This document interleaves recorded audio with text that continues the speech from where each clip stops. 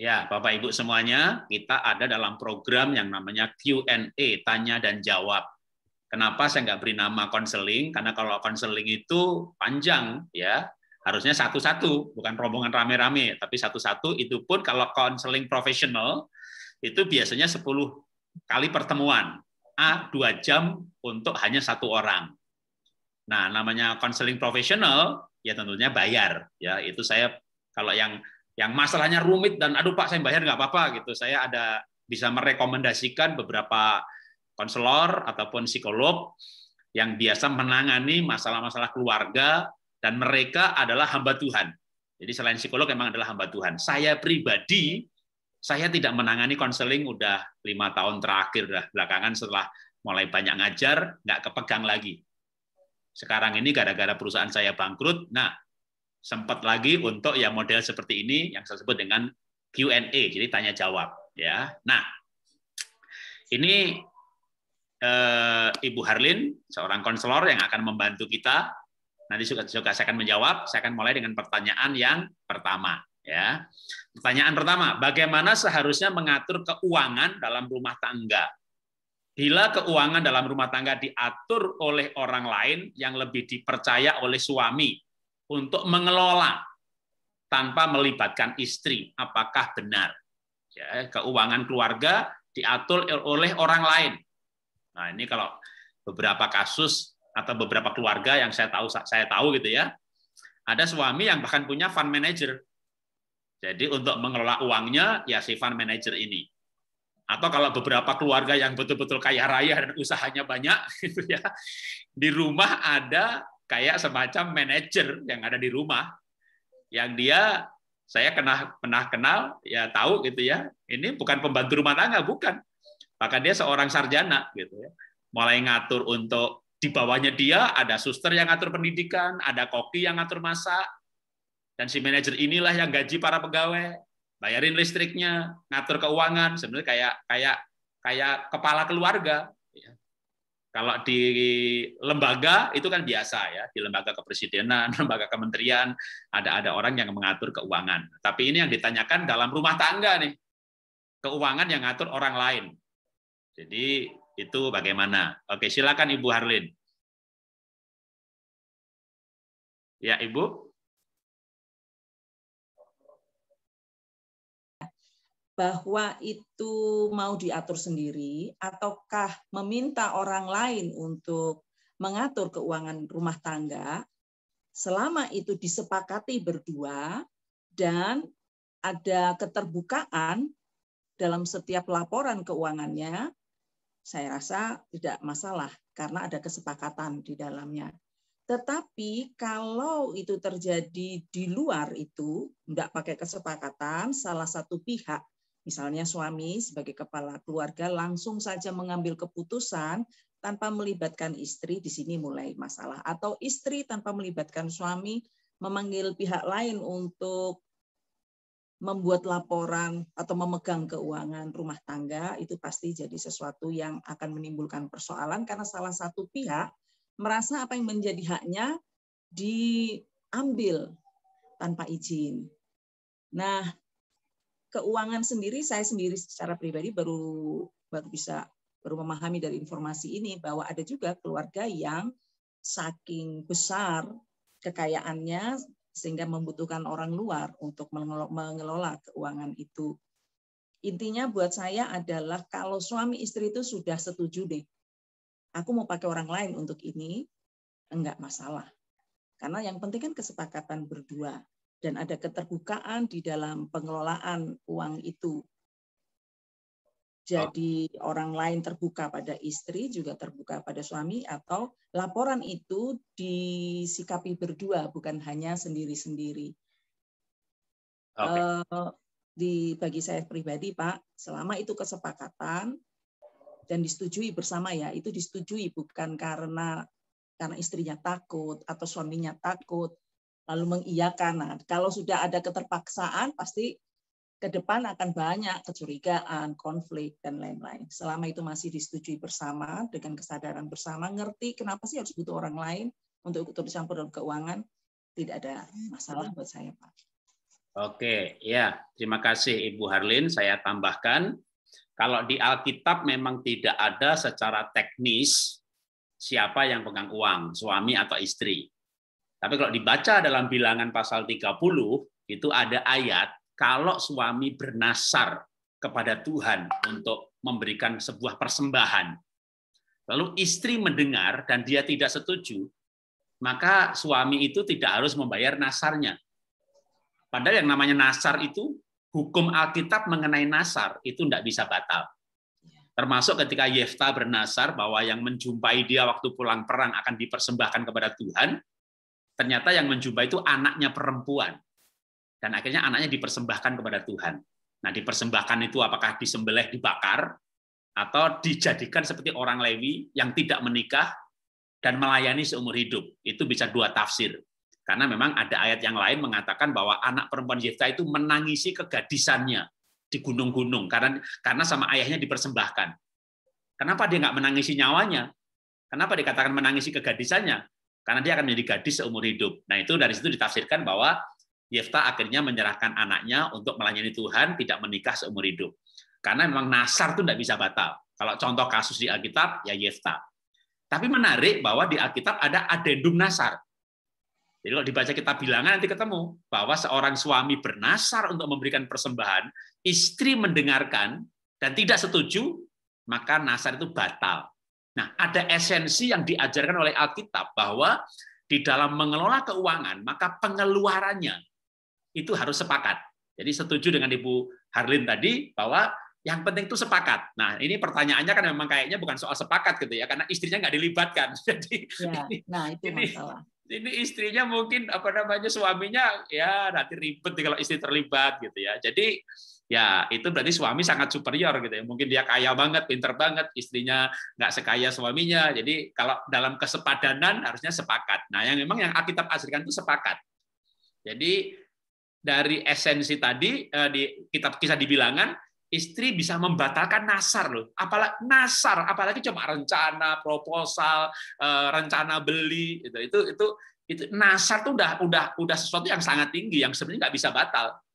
Kalau rencana traktir orang kan masih bisa batal gitu ya. Janji investasi masih bisa batal. Nasar tuh nggak bisa. Itu pun bisa dibatalkan. Jadi Alkitab mengajarkan dalam hal mengelola keuangan, maka kesepakatan mengenai pengeluaran. Jadi sebenarnya yang pegang siapa nggak masalah. Istri bisa pegang, suami bisa pegang, toh keluarnya sepakat. Ya. Jadi ibu pegang duit, ya cuma pegang, memiliki bukan memiliki, memegang gitu ya, bendahara. Nanti kalau mau beli apa-apa sepakat. Nah, kalau suami sudah memberikan kesepakatan, misalnya nih saya perluas pertanyaannya bukan yang soal dikelola orang lain, tapi bagaimana mengatur keuangan kan. Nah, misalnya suami udah sepakat, ini pokoknya kamu pegang sebulan itu 10 juta, aku bisnis untungku 100 juta, tapi yang lain saya investasi, saya putar lagi, kamu 10. Nah, 10 itu di bawah kekuasaannya si ibu. Kalau suaminya belum percaya, ibu membayar per puluhan, ya dari 10 juta itu. Lalu 10 juta ini sudah dipercayakan, ibu nggak perlu lagi tanya beli brambang berapa on, beli beras berapa kilo, itu sudah di bawah wewenang ibu untuk ibu kelola. Gitu ya. Tapi kadang ada yang memberikan sepakat lain, misalnya gini, ini 10 juta kamu kelola ya untuk rumah tangga. Kolekte nyumbang di bawah 100.000, nggak usah tanya. Dikit-dikit nanya, nanti suaminya repot gitu ya, putusin sendiri kan gitu kan. Tapi kalau nyumbang di atas 500.000, mau nyumbang gereja, panti asuhan, ngasih adik, ngasih orang tua, tanya dulu. Nah itu namanya kesepakatan. Di dalam keluarga itu hidup bersama 50 tahun memang harus membangun kesepakatan demi kesepakatan. Makin banyak kesepakatannya, makin sedikit konfliknya. Konflik terjadi karena tidak ada kesepakatan. Nah, kalau sekarang misalnya ibu nih, suami saya itu mempercayakan kepada fund manajernya gitu. Ya udah kalau ibu sepakat aja, paling ibu negosiasi aja begini. Kamu percayain sama dia kan uang kamu semua itu, ya aku minta bagian juga dong, aku kelola 5 juta sebulan lah gitu ya. Atau 10 juta sebulan lah gitu ya. Kalau memang mungkin fund manajernya ini sangat ahli dalam mengatur keuangan. Dan tentunya menjadi masalah kalau udah fund manajernya ini perempuan cantik lagi. Jadi cemburu juga ya Pak. Ada masuk banyak di sini. Atau yang disuruh ngatur kelola ini ibunya gitu, itu rumit. Jadi sebenarnya itu tidak benar. ya kalau tanpa sepengetahuan istri. Boleh mempercayakan sama orang lain, tapi sepengetahuan dan kesepakatan seperti yang juga Ibu Arlin jelaskan tadi. Ya, mungkin dari saya itu dulu. Ibu Arlin mau menambahkan sebelum kita masuk pertanyaan berikutnya? Ada juga Pak di keluarga itu kadang dalam hubungan suami istri ada juga kadang-kadang suami itu meminta sedikit otoritas mungkin ya untuk dia bisa mengatur keuangan itu. Jadi selama si suami bisa terbuka dengan istrinya, otoritas itu untuk suaminya enggak jadi masalah ya. Misalnya ketika dia bekerja di kantor, keuangan di kantor keuangan dia buka dengan istrinya, gajinya berapa, bonusnya berapa dapatnya, dia share itu dengan istrinya, tetapi otoritas mengatur keuangan itu dia yang pegang dan hasilnya baik, keluarga justru sejahtera dan bisa dipercaya. Saya sih enggak masalah dengan itu. Tetap harus ada kesepakatan. Siapa yang punya otoritas untuk mengatur keuangan keluarga? Siapa yang punya otoritas untuk mengatur banyak hal? Otoritas itu akan juga membantu menyusun keuangan di dalam keluarga. Tetapi dilandasi dulu, otoritas itu terjadi ketika kesepakatan ada bersama-sama. Ada juga keluarga suaminya mau buka bisnis, tetapi istrinya enggak dikasih tahu untuk apa. Mulailah pertengkaran di situ karena suaminya tahu dia memiliki otoritas atas keuangannya, tapi nggak terbuka dengan istrinya. Otomatis akan menimbulkan konflik. Jadi buat saya keuangan keluarga selain kesepakatan, disetujui dulu. Ini otoritas yang mengatur keuangan keluarga, ini siapa? Dan seberapa besar otoritas itu bisa dikerjakan, dijalankan, disepakati bersama. Itu aja Pak dari saya. Oke, ya. Nah ini ada pertanyaan yang agak panjang nih ya. Ini sebuah kasus dan membacanya juga agak nangkepnya. Tapi saya coba untuk membaca. Nanti saya baca pelan-pelan ya kasus ini. Sebentar, saya akan baca biar muka saya tak tutup aja supaya saya mukanya bisa deket ke laptop.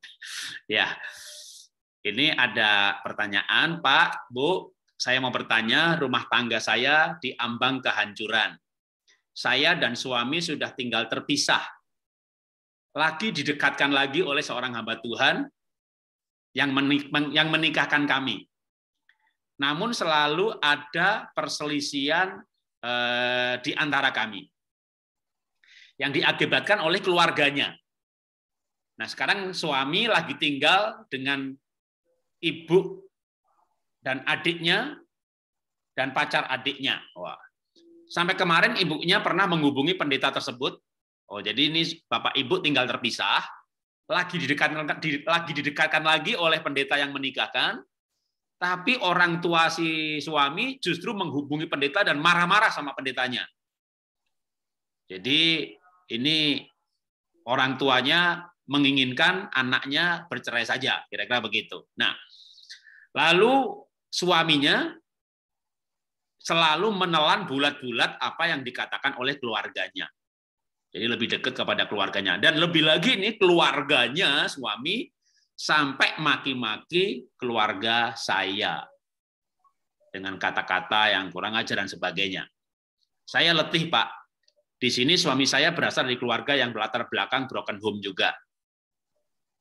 Sehingga suami membawakan keluarga yang bukan berasal dari keluarga ayah kandungnya. Di sisi lain, saya mengetahui suami saya sudah jajan di luar, ya dari kata selingkuh. Dan itu saya dapat info dari 3 orang yang berbeda, yang tidak saling kenal. Walau saya belum melihat sendiri. Jadi belum melihat sendiri. Oke. Dan sejak pisah dari bulan 12 tahun lalu, udah berarti sekarang Januari, Februari, Maret, April, udah 4 bulan berpisah. Suami tidak memberi nafkah kepada saya dan anak kami yang sekarang baru berusia 8 bulan. Dia memang selalu katakan mau bercerai, namun tidak mau memberi. Dia memang selalu katakan tidak mau bercerai. Oh, jadi suami juga bilang nggak mau bercerai, ya. Tapi sebenarnya orang tuanya yang malah ngomporin. Dia selalu mengatakan tidak mau bercerai, tapi tidak mau memberi nafkah. Saya juga nggak mau cerai karena firman Tuhan. Namun siapa yang sanggup begini?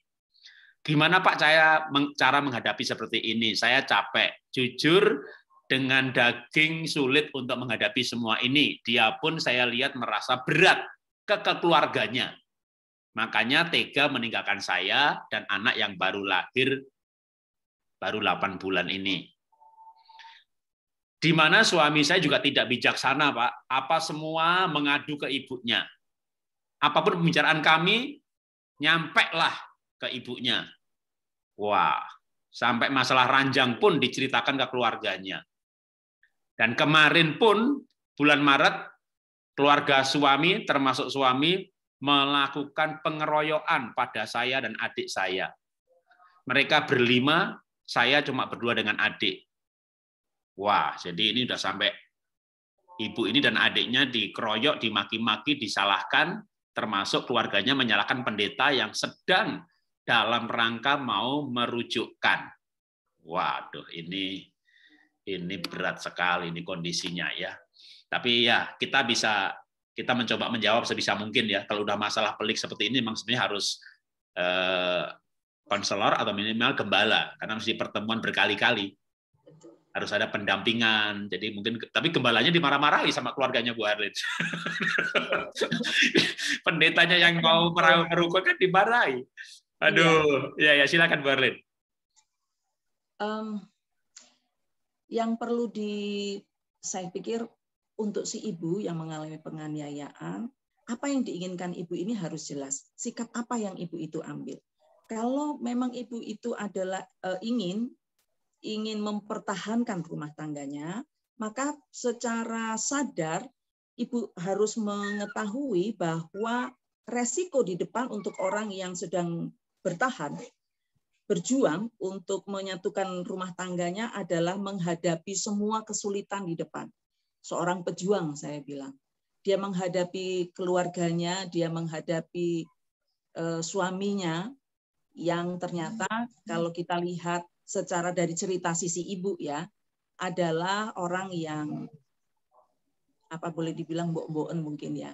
Dia belum secara fisik dia besar, secara pemikiran dia sudah dewasa, tetapi secara mental dia masih mencari perlindungan ke keluarganya, dan ini mungkin karena ada pengaruh dari broken home itu. Yang jelas sikap ibu adalah kalau ibu ingin bertahan, ibu nggak akan pernah melewati ini dengan mudah. Ibu akan melewati ini dengan banyak air mata, perjuangan. Bayangkanlah 1-2 orang dikeroyok satu keluarga. Tapi saya selalu mempercayai ini. Ketika kita mengalami penganiayaan bukan karena saya, atau penganiayaan karena kesalahpahaman oleh orang lain, ketika saya merespon dengan positif, ketika saya merespon dengan baik, walaupun mungkin respon balik tidak baik, tapi saya masih punya kekuatan pada diri saya sendiri karena respon saya yang positif buat orang lain, buat situasi itu. Dan setiap kali respon yang positif karena hal-hal yang pahit ini, saya mengalami bahwa saya melihat juga beberapa dalam kesaksian beberapa teman juga kekuatan yang mereka rasakan ketika mereka menghadapi perjalanan hidup yang berliku dari Allah itu jauh lebih bisa mereka rasakan karena mereka sudah merespon positif. Bagaimana merespon positif itu? Ketika menghadapi ibu yang juga tidak dewasa di dalam mentalnya, di dalam pemikirannya. Karena buat saya, kalau anak sudah masuk kehidupan berumah tangga, posisi kita itu sudah bukan orang tua seperti anak masih belum menikah. Kita posisinya sudah menjadi seorang teman, dan seorang teman yang tidak ikut campur terus-menerus di dalam rumah tangga ini, karena dia membentuk rumah tangganya sendiri, ciri khasnya sendiri, kita hanya bisa masuk sebagai teman. Tetapi rumahnya ibu ini enggak, sehingga campur baur, kepahitannya juga dibawa di dalam rumah tangga.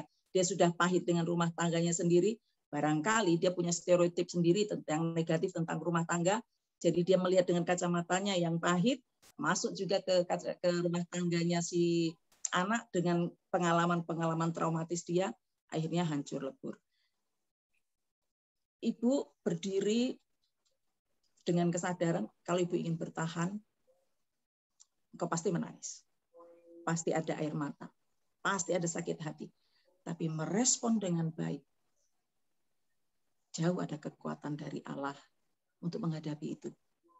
Sekali-kali memang rasanya seperti mau hancur, pecah. Saya sedang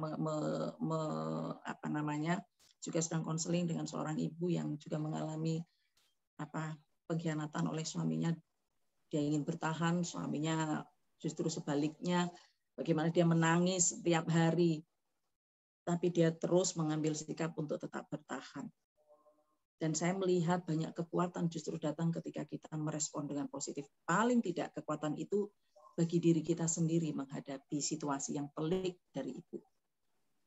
Itu saja dari saya, Pak. Nanti akan saya tambahkan lagi kalau sudah dapat lagi. Oke, iya. Ini kan Bapak Ibu sebelum berpisah ini juga tadi kalau saya baca ya bahwa saya dan suami berpisah, namun selalu terjadi perselisihan. Nah, mungkin saya sarankan mulai dari fakta ini ya, bahwa sebenarnya begini, bukan maksud saya menyalahkan ibu gitu ya, tapi dua orang bertengkar itu dua-duanya salah gitu ya. Jadi misalnya suaminya ini salahnya 100 poin, ibu mungkin salahnya cuma 2 poin, tapi pasti dua-duanya salah. Nah, kalau saya tetap setuju dengan Ibu Harlin bahwa walaupun tidak mudah, tapi mempertahankan pernikahan itu harus. Istilahnya kayak orang mempertahankan kemerdekaan gitu ya, sampai titik darah yang penghabisan. Kalau sampai akhirnya dia yang menggugat cerai, itu pun juga saya sering menyarankan datang ke pengadilan supaya tidak diputuskan in absentia tanpa kehadiran. Tapi di pengadilan itu justru katakan kepada hakim, saya tidak mau bercerai, saya mencintai dia, saya punya salah, saya minta maaf. Karena saya tahu ini dosa dan minta kepada yang menggugat untuk diberi kesempatan lagi. Jadi justru di depan umum menyatakan itu, tapi memang benar kayak orang yang harga dirinya diinjek-injek gitu ya. Betul, Pak. Sudah korban tapi berjuang mempertahankan. Ini jelas-jelas tidak mudah, tapi saya pernah menjumpai yang seperti itu gitu ya. Nah, untuk yang sampai ke kasus perceraian. Jadi akhirnya dia memperjuangkannya. Dan memang kejahatan itu hanya bisa dikalahkan dengan kebaikan dan kasih.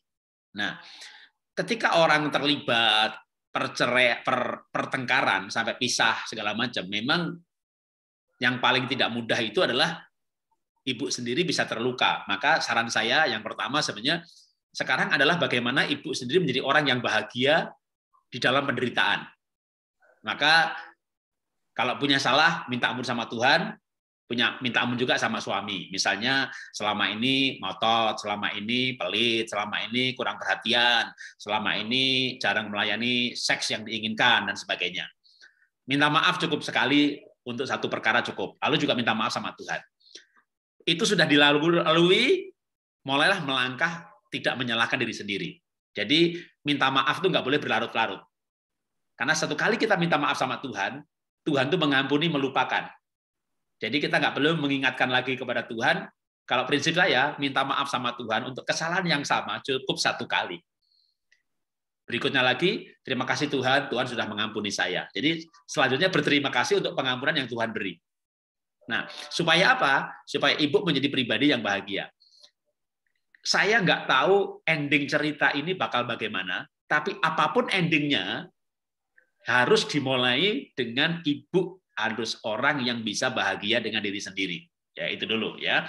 Jadi ketika bisa, gimana caranya bahagia apalagi banyak masalah begini? Oke. Menerima diri apa adanya, mensyukuri apa yang Tuhan izinkan. Lalu supaya itu semuanya bisa membuat ibu melihat segala sesuatu ini dengan kacamata yang positif. Jadi ketika misalnya nanti didamaikan, lalu mungkin suami yang dikompori sama orang tuanya, udah tinggalin aja dia dan sebagainya, mungkin ya sadarlah karena mungkin lalu pengen balik. Nah, jangan pas balik ini berantem lagi gitu ya. Orang gimana mau begitu berantem lagi dia pikir, bener kan, emang nggak cocok saya, emang dia bukan jodoh saya, ya saya nggak sanggup lah hidup sama setan begini. Jadi akhirnya orang yang tadinya pengen mau balik itu nggak jadi balik. Suami meninggalkan rumah sebulan, 2 bulan, seminggu, 2 minggu, atau cuma sehari, 2 hari, pulang berantem, pergilah. Tadinya pergi sehari itu, pulang berantem, perginya 2 hari, 3 hari, pulang lagi berantem, perginya seminggu. Pas pulang lagi, berantem lagi, perginya sebulan. Nah, kalau perginya udah 2 bulan, 3 bulan, laki-laki mana tahan tidak seks selama 5-6 hari. Maka langkah masalah berikutnya ada di depan pintu gitu ya, udah di depan mata nih. Kalau laki-laki udah nggak pulang sebulan, 2 bulan, 3 bulan gitu, laki-laki beda sama perempuan. Ketika misalnya kita bicara bukan soal masalah ya, suami meninggal, kan banyak ibu-ibu sanggup jadi single parent. Jutaan ibu-ibu sanggup jadi single parent. Tapi ketika istri meninggal, ya dalam setahun nggak nyampe juga suami udah menikah lagi. Bulan ya Pak ada. Karena apa? Karena wanita itu penolong, istri itu penolong. Jadi penolong itu nggak butuh yang ditolong. Jadi kalau yang ditolong suaminya meninggal, mungkin malah ada ibu yang, aduh, yang repotin nggak ada lagi. Jadi penolong nggak butuh yang ditolong, tapi yang ditolong butuh penolong.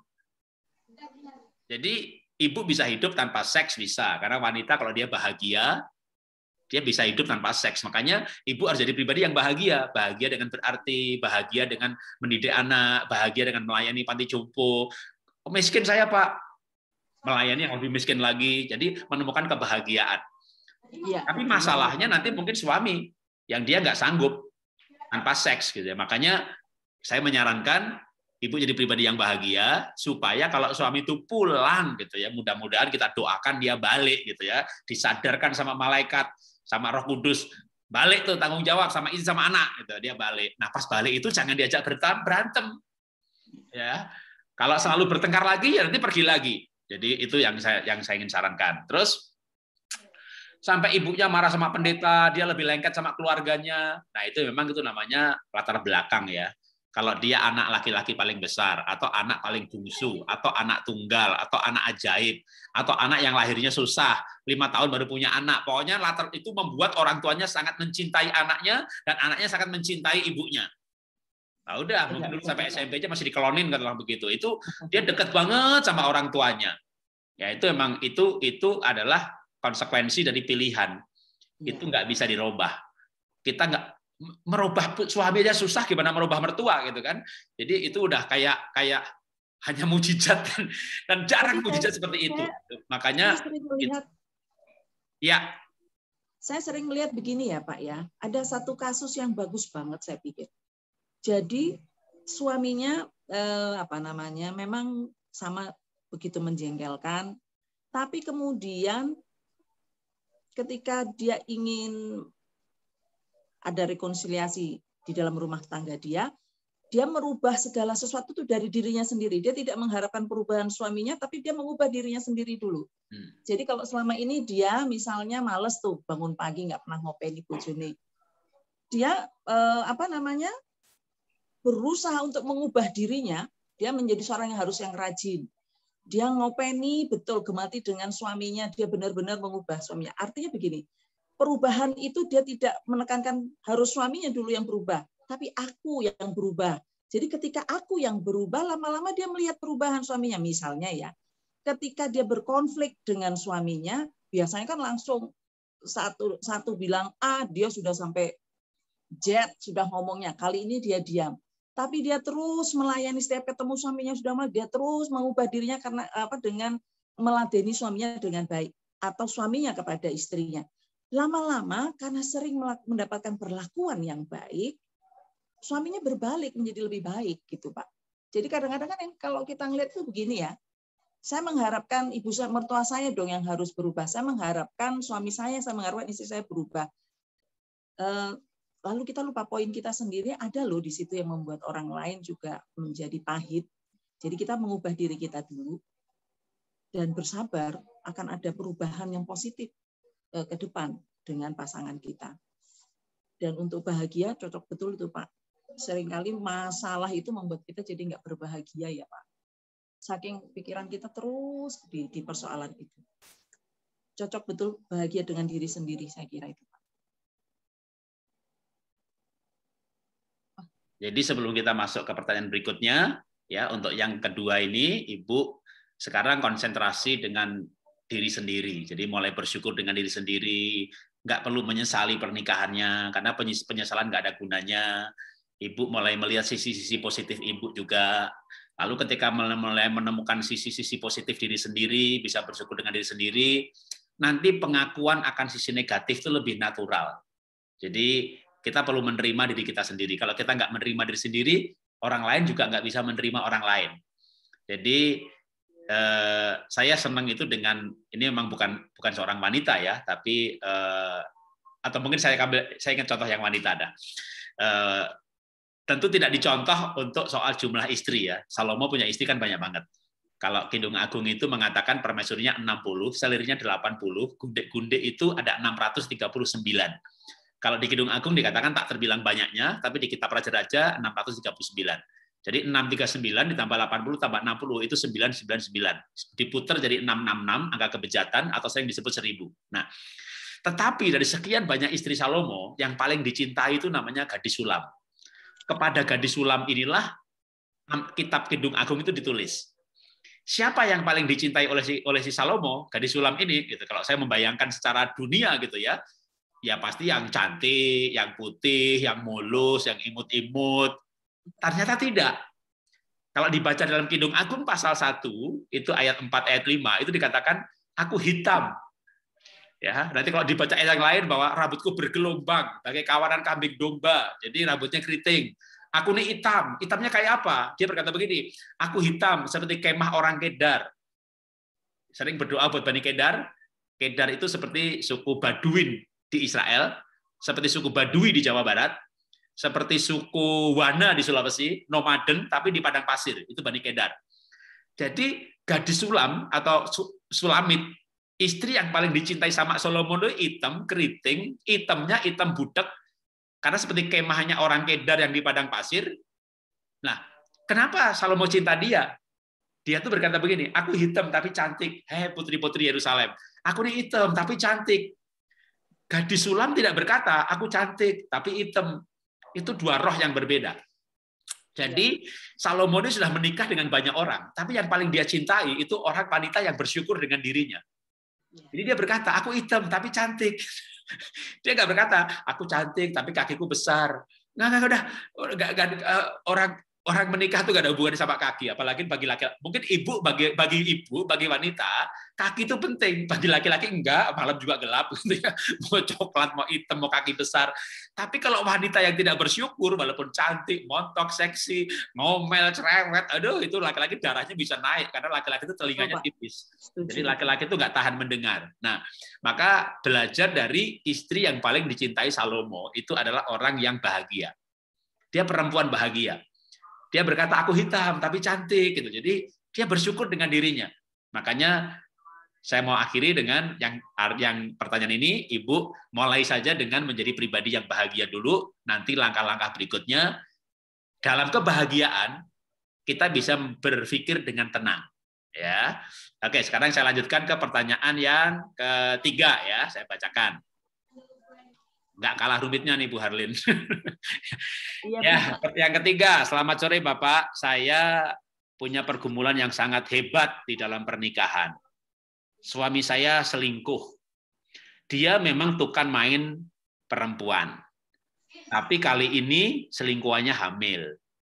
Dan masalahnya adalah suami saya ini jatuh cinta dengan selingkuhannya. Kalau orang berzina di pelacuran kan hatinya nggak terlibat. Sadar itu dosa, berhenti. Tapi ini dia jatuh cinta. Sampai dia nggak tega untuk memutuskan dia nggak mau melepaskan karena dia sayang sama selingkuhannya, apalagi sampai hamil. Tentu saya hancur hati, saya sakit hati. Tapi sekarang saya sebenarnya sudah nggak sakit hati lagi, saya nggak kepahitan lagi, saya lebih khawatir lagi kalau dia akan pindah agama. Karena yang diselingkuhi dan hamil ini Muslim. Dan tentunya keluarga yang hamil ini kan minta suaminya bertanggung jawab. Nah, apa bentuk pertanggungjawabannya? Kalau menikah dengan dia dan pindah agama, sekarang kekhawatiran saya mengenai suami pindah agama melampaui kekhawatiran atau sakit hati diri saya sendiri. Wow. Ini menurut saya ibunya sudah Ada bagian yang saya sendiri, wow itu dalam arti luar biasa ya. Dia sudah sampai tidak lebih kekhawatiran mengenai suami akan kehilangan keselamatan, melampaui sakit hatinya dikhianati. Yang dia tanyakan adalah kalau suami harus bertanggung jawab, bagaimana bentuk pertanggungjawaban yang paling bijaksana? Selain tentu juga nasihat untuk ibu ini. Oke, silakan Ibu Harlin. Ya, Pak. Kalau secara itu berarti kalau dia menikah, nikahnya misalnya ini ya, untuk mempertanggungjawabkan itu biasanya mungkin kawin siri ya Pak ya. Kalau dari pihak, maksudnya dari pihak keluarga sana, betul nggak ya Pak? Biasanya begitu ya. Karena kan kalau sesama Kristen nggak bakal terjadi pernikahan kan, karena tahu hukumnya. Tetapi kalau dari pihak di sana, nggak usah pindah agama pun tiba-tiba mereka bisa aja dengan mudah menarik si laki-laki menjadi kawin siri ya Pak ya? Iya, secara hukum Indonesia bisa ya, walaupun secara firman Tuhan salah, tapi kan kita tinggal di negara hukum, itu bisa terjadi. Nah ya, saya kira Ibu, barangkali Ibu ini sudah mulai melewati apa ya, melampaui sakit hatinya itu ya Pak ya, melampaui sakit hatinya dan fokus justru pada keselamatan sang suami.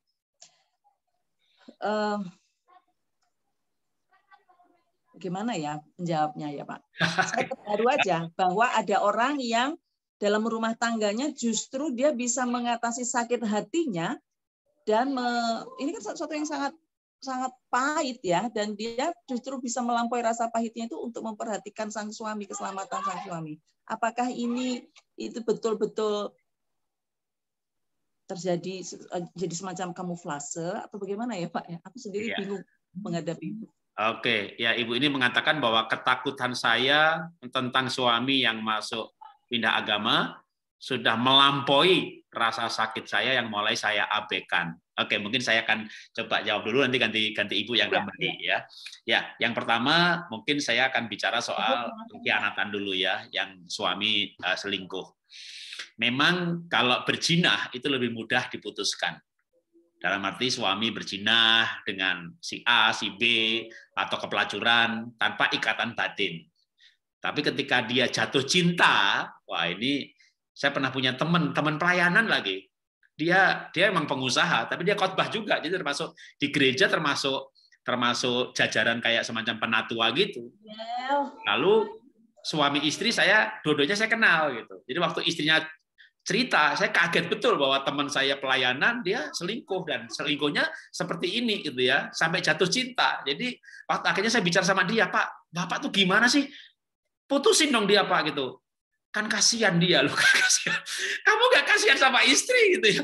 Ya seperti yang Ibu alami ini juga, suami dia bilang bahwa suaminya udah nggak cinta sama dia, nggak sayang sama dia ya. Memang pernikahan itu dengan adanya pertengkaran segala macam, cinta bisa hilang. Lalu akhirnya dia jatuh cinta. Nah, selingkuh yang sampai jatuh cinta ini memang tidak mudah untuk diputuskan, tetapi tetap harus diputuskan. Kalau saya, ya saya tetap menentang yang namanya penyelesaian dengan nikah siri atau berarti akan poligami. Saya tetap menyarankan begini, kan itu hamil ya, jadi seperti suami ajari untuk bernegosiasi, ya bernegosiasi dengan pihak si wanita. Misalnya, jadi Ibu betul-betul cintai suami, sayangi suami, Pak, aku sayang kamu, kita hadapi masalah ini bersama-sama, maafkan saya kalau selama ini saya kurang melayani kamu, tapi lewat kejadian ini saya akan lebih melayani kamu lagi, lebih sayang sama kamu lagi, lebih perhatian sama kamu lagi. Nah, ayo kita hadapi hal ini bersama-sama dengan baik. Misalnya, kalau itu wanita menggugurkan juga nggak boleh, itu kan dosa. Maka bisa diberikan solusi, misalnya pertanggungjawabannya adalah dengan anak itu dijanjikan untuk biaya sampai persalinan. Bahkan kalau mau, biaya sampai selanjutnya, tergantung kemampuan ekonomi ya. Saya punya istilah, itu penyelesaian gaya Abraham. Jadi Abraham akhirnya mengusir Hagar dengan memberikan bekal. Itu namanya penyelesaian sekali seumur hidup. Jadi selingkuhannya hamil, bahkan mungkin sudah melahirkan. Oke, ini pesangon sekian untuk biaya sampai kuliah nanti, udah jangan hubungin saya lagi. Itu paling gampang dan paling enak. Karena lalu putus komunikasi. Tapi kalau kemampuan finansial nggak cukup, ya Kan tidak ada mantan anak. Bagaimanapun juga anak itu lahir adalah anak bapaknya. Nah, kalau kemampuan finansial untuk memberikan pesangon model Abraham kepada Hagar dan Ismail nggak mampu, dan harus membiayai tiap tahun, berarti itu adalah peluang untuk komunikasi kembali, dan jatuh lagi, dan ketemu lagi. Itu lebih berat. Opsi yang lain, tapi ini butuh betul-betul kemuliaan seorang ibu yang dikhianati suaminya, tapi ini solusi yang paling, menurut saya, paling rohani. Tapi ini paling berat. Pak, tanggung jawab, itu anak lahir, saya adopsi jadi anak kita. Wah, itu namanya menelan duri ya. Sudah dikhianati, anaknya diambil lagi. Dan ibu nanti cintai anak itu bukan seperti anak tiri, seperti anak sendiri. Nah, tapi itu akan membuat suami ibu mungkin akan menyesal telah mengkhianati seorang wanita yang punya hati yang begitu mulia. Dan dia mungkin berkata bahwa selama hidup ini mungkin saya tidak akan menemukan lagi wanita seperti ini. Itu penyelesaian yang paling susah, tapi itu paling mulia. Dan tidak perlu menikah siri atau menikahi. Putus hubungan, anaknya tunggu lahir, habis itu kita adopsi sebagai anak, sehingga nggak perlu membiayai lagi, kamu putus hubungan sama dia. Ini anak kita ambil alih menjadi anak kita. Nah, itu mungkin ibu akan bilang, enak aja nih Pak Jarod ngomong. Ya memang ngomong lebih enak ya, tapi itu diserah konsep yang terbaik. Itu jelas. Saya tidak bilang ini mudah. Karena itu anak kan akan mengikatkan ibu mengenai pengkhianatan suami. Sekarang itu anak tinggal di rumah kita. Maka itu seperti kayak menelan duri. Tapi kalau itu bisa dilakukan, maka saya bisa membayangkan laki-laki mana tidak akan menyesal mengkhianati seorang wanita yang seperti ini. Sekali lagi, kejahatan hanya bisa dikalahkan dengan kebaikan. Kelicikan hanya bisa dikalahkan dengan kemuliaan. Dan kita berbicara hidup ini, sekarang saya nggak tahu ibu umur berapa, dengan penyelesaian yang paling berat itu, maka selanjutnya adalah hidup dalam kemuliaan yang luar biasa. Akan jadi pembicaraan orang yang luar biasa, akan jadi kesaksian yang luar biasa, akan jadi kemuliaan yang luar biasa. Ya, itu memang tidak mudah, tapi itu menurut saya yang paling ideal kalau saran dari saya. Oke, silakan Ibu Harlin. Saya cuma mau cerita, ada memang kondisi seperti itu. Suaminya jatuh hati dengan wanita ini, tapi perkaranya justru saya nggak tahu ini sesuai dengan ibu atau enggak, tapi ada kasus yang seperti itu. Ketika dia jatuh hati dengan perempuan ini. Memang dia suka berselingkuh tadinya, tapi kemudian dia bertemu dengan wanita ini dan jatuh hati betul, sampai akhirnya hamil juga, dan dia berbeda agama. Tapi si bapak tetap memegang iman Kristennya. Yang jadi masalah adalah ketika dia ingin kembali ke ibunya nggak bisa terima. Dia menerima hanya untuk kebaikan anak-anak, tapi dia sendiri nggak bisa full seperti bergairah seperti biasa seorang istri kepada suaminya, dan ini memukul suaminya sehingga suaminya nggak tahu mau kemana. Akhirnya mau pulang ke rumah ditolak istrinya, datang hanya untuk kebaikan si anak-anak saja. Dia merasa juga tidak nyaman, akhirnya dia kembali ke rumah itu. Sampai anaknya besar, sampai dia meninggal, dia masih tetap di rumah itu karena penolakan dari sikap ibunya, istrinya yang sah kepada dia. Nah, saya kira untuk mengubah cinta jatuh hati suami ini memang pasti butuh waktu ya. Orang kalau udah jatuh cinta itu kan nggak langsung bisa jek-sak-jek lalu hilang, begitu pasti ada proses. Ketika proses itu terjadi, peran ibu untuk betul-betul menerima si bapak, kembali apa adanya, pengampunan yang banyak supaya si bapak ini kembali dan merasakan lagi seperti yang Pak Jarod bilang tadi, bahwa kebaikan si istri akhirnya bisa ditangkap lagi oleh suami, mengalahkan wanita yang jadi selingkuhannya. Jadi bersikap baik. Tetap aja ya Pak, saya kira mengoreksi diri juga ada, karena kita nggak tahu latar belakang itu ya. Jadi mengoreksi diri, mencari diri. Aku harus bahagia juga. Saya setuju dengan aku kalau bahagia, orang-orang di sekitarku akan ikut bahagia karena seneng kan ya Pak dekat kita. Tapi kalau saya enggak bahagia, yang lainnya pasti kemerungsung. Orang saya pakai kacamata kemerungsung kemana-mana. Jadi untuk membuat Bapak itu kembali lagi ke hati Ibu, saya kira Ibu juga perlu membenahi diri untuk membuat apa saja, membuat dia bisa lebih fokus untuk melihat kebaikan Ibu dan pertolongan Tuhan tentunya untuk bisa mengubah hati si Bapak dan kemudian bertanggung jawab atas anak yang akan lahir. Itu Pak dari saya. Oke. Sebelum masuk ke pertanyaan berikutnya, ini saya betul-betul terperangah karena Ibu ini direct message chat ke saya. Saya sudah bilang begitu, Pak. Saya sudah minta saya nggak akan urus anak itu. Saya mau anak itu saya urus, Bapak. Saya nggak mau lepas tangan dari dosa suami. Umur saya 36 tahun. Wow. Masih muda sekali Ibu. Dan Luar Ibu biasa, sudah bilang mau, dia sudah bilang sama suaminya itu nanti anak lahir saya urus. Waduh, ini menurut saya luar biasa. Iya Pak, Ibu ini luar biasa. Wow. Hatinya lebar ya. Ibu punya kelebihan, hatimu baik. Pandang dirimu yang baik. Jangan mau dikecilkan oleh situasi ini sehingga menghilangkan kebaikan. Enggak masalah. Bapak, karena enggak semua orang ya bisa merespon seperti Ibu.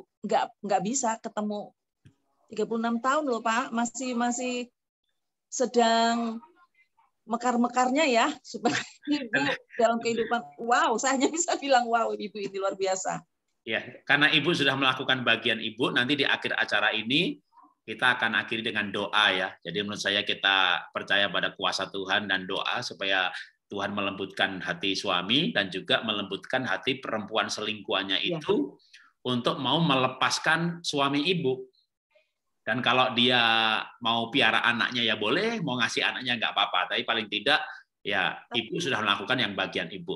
Oke, terima kasih Ibu luar biasa sudah melakukan apa yang bahkan saya nggak tahu kalau bakal dijawab begini gitu ya. Maka saya bilang ini susah sekali, ini termulia, ini terpaling sulit. Tapi kalau ini dilakukan, kita akan doakan supaya hati suami Ibu itu dijamah oleh kemuliaan semacam ini. Jadi mungkin saat ini suami bisa tergoda oleh kecantikan, kemolekan, atau mungkin bukan soal cantik dan molek. Ada laki-laki yang memang selingkuh itu karena fantasi liar. Jadi saya punya teman, ini saya kan bisnis saya itu kan IVA trading. Dulu usaha saya itu pertama trading ekspor, lalu setelah itu trading dalam negeri. Jadi saya punya supplier yang paling besar, yang tiap bulan itu saya order miliaran sama dia. Lalu saya sama dia pergi sama-sama ke luar negeri, pameran dagang ke Jerman, ke Düsseldorf. Nah, waktu di Jerman itu teman saya ini jajan gitu loh. Jadi saya bilang, ya, Pak. Padahal saya tahu istrinya itu benar-benar di pabrik itu jadi accounting-nya, jadi pembukuannya, dan saya tanya kenapa kamu tega mengkhianati gitu. Lalu dia bilang, saya nggak mengkhianati kok, saya akan balik ke istri saya nggak akan ceraikan istri saya tidak jatuh cinta. Lalu kenapa selingkuh? Aku nggak selingkuh kok, cuma menyalurkan kebutuhan biologis gitu ya. Ini memang masalahnya nggak seperti suami ibu ini yang sampai jatuh cinta. Tapi kenapa kamu lakukan? Lalu teman saya ini karena sesama pengusaha jadi lebih belak-belakan gitu. Kalau saya bersyukurnya saya ini selain hamba Tuhan juga saya pengusaha. Jadi kalau di gereja itu jarang ada yang belak-belakan ya, shalom, tahu-tahu cerai, shalom, tahu selingkuh. Tapi di komunitas pengusaha itu saya bisa bicara lu gue dan belak-belakan, dan dia bilang begini, Rod, istri saya itu ibu yang baik, dia ibu bagi anak-anak, dia didik anak-anak, dia main kur di gereja, dia wanita yang soleh. Lah kenapa kamu jajan? Ya, dalam hal seks dia kurang liar, bahkan terlalu alim. Dia seperti sedang kur sangkakala berdiri tegak lurus gitu, sedangkan saya berfantasi untuk seks yang sedikit liar. Jadi, wow, memang laki-laki itu kurang ajar sekali, Ibu. Laki-laki itu sudah dapat istri yang baik, ibu yang baik, pegang keuangan baik di pabrik, jadi keuangan itu menurut saya udah segalanya gitu. Wah, dia pasti kurang dalam hal seks. Ya, kita akan doakan. Karena kalau udah Ibu lakukan bagian Ibu, ya sekarang tinggal kita minta bagian Tuhan. Ya, oke, kita lanjutkan dengan pertanyaan berikutnya. Saya akan bacakan. Ya, saya sudah menikah 22 tahun. Sebentar. Saya sudah menikah 22 tahun. Suami saya tidak seperti yang digambarkan Pak Jarod. Dia tidak memiliki tujuan. Oh, ini yang saya gambarkan dalam post yang pertama di WA Group mengenai tujuan ya. Dia tidak seperti yang digambarkan Pak Jarod, dia tidak memiliki tujuan, bahkan tidak bisa mengambil keputusan.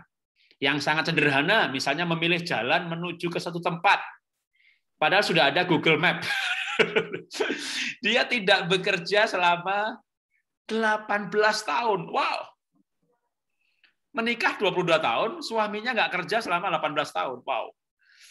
Sudah bolak-balik usaha inisiatif saya dan gagal. Karena tidak proaktif, tidak ada inisiatif. Kami pernah memutuskan kami tukar peran. Dia yang jadi ayah rumah tangga, tapi ternyata nggak berhasil. 2 tahun lagi saya meninggalkan karir saya dengan harapan dia terdesak sehingga bisa memulai usaha untuk income keluarga. Tapi dia nggak punya inisiatif apapun, dan akhirnya saya bekerja lagi. Komunikasi kami pun tidak sepadan. Saya sudah hopeless ngobrol atau diskusi, karena nggak akan menghasilkan apapun. Kami jarang sekali ngobrol, saya juga nggak curhat kemanapun. Saya lebih sering nangis waktu berdoa, apa yang harus saya lakukan. Wah, 22 tahun, suaminya kerja hanya 4 tahun. Wow. Iya. Wow, masalah macam-macam ya Ibu ya. Iya. Kalau yang itu gambaran yang Pak Jarod tentang suaminya, gambaran tentang suami menurut Pak Jarod itu yang bagaimana, Pak? Oh, oke. Saya jelaskan bahwa laki-laki itu adalah kepala. Tugas kepala yang paling esensi adalah punya tujuan, mengambil keputusan, bertanggung jawab. Saya sengaja hanya memberi 3 poin. Kalau banyak-banyak nanti orang, wah susah Pak, saya tidak bisa Pak. Gitu ya. Jadi, punya tujuan, mengambil keputusan, dan bertanggung jawab dengan keputusan yang diambil itu. Itu esensi dari seorang kepala. Gitu. Nah ini Ibu ini kayaknya tiga-tiganya, tujuan nggak punya, ngambil keputusan nggak berani, nggak kerja nggak tanggung jawab. Aduh, gimana ini gitu dah. Iya. Melas ya Pak. Kalau punya yang seperti ini melas benar. Tapi saya kira Ibu 22 tahun dengan kondisi yang seperti ini dan terus-menerus, yang perlu dilihat adalah langkah-langkah yang Ibu ambil kalau memang sesuai dengan yang disampaikan, dibacakan oleh Pak Jarod, sudah baik. Perkaranya bukan kepada Ibu salah atau tidak salah. Ibu sudah melakukan peran Ibu dengan baik dan mencoba untuk berperan lebih aktif. Nah, kalau suaminya memang tidak bisa mengambil tujuan, sudah nggak bisa berperan bahkan bertanggung jawab sebagai seorang suami yang seharusnya diambil, ya sudah Bu. 22 tahun Ibu berdiri dan mencari kebahagiaan dengan proses yang seperti itu. Apa ya?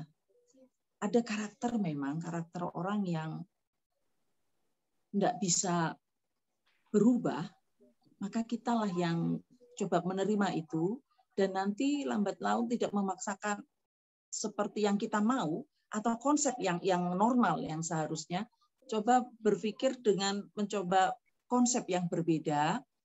Ibu sudah ambil tadi bagian dari berganti peran. Bapak ini harus terima bahwa Bapak ini nggak mau berperan apa-apa, sepertinya dia hanya ingin easy going, seolah-olah tidak memiliki tanggung jawab apapun. Atau Ibu mulai juga melihat si Bapak ini juga punya persoalan dan diselesaikan persoalan si Bapak ini, biar dia mencari apa ya? Kenapa aku begini? Sudah pernah tidak ada obrolan, kenapa aku begini? Bapaknya dibimbing untuk melihat, diajak untuk melihat bahwa ada masalah secara psikologis yang harus diatasi. Karena bukan hanya terlibat dia mengambil peran, tapi sebenarnya secara karakter ada masalah dengan Bapak ini, dan dia nggak tahu tentang dirinya sendiri.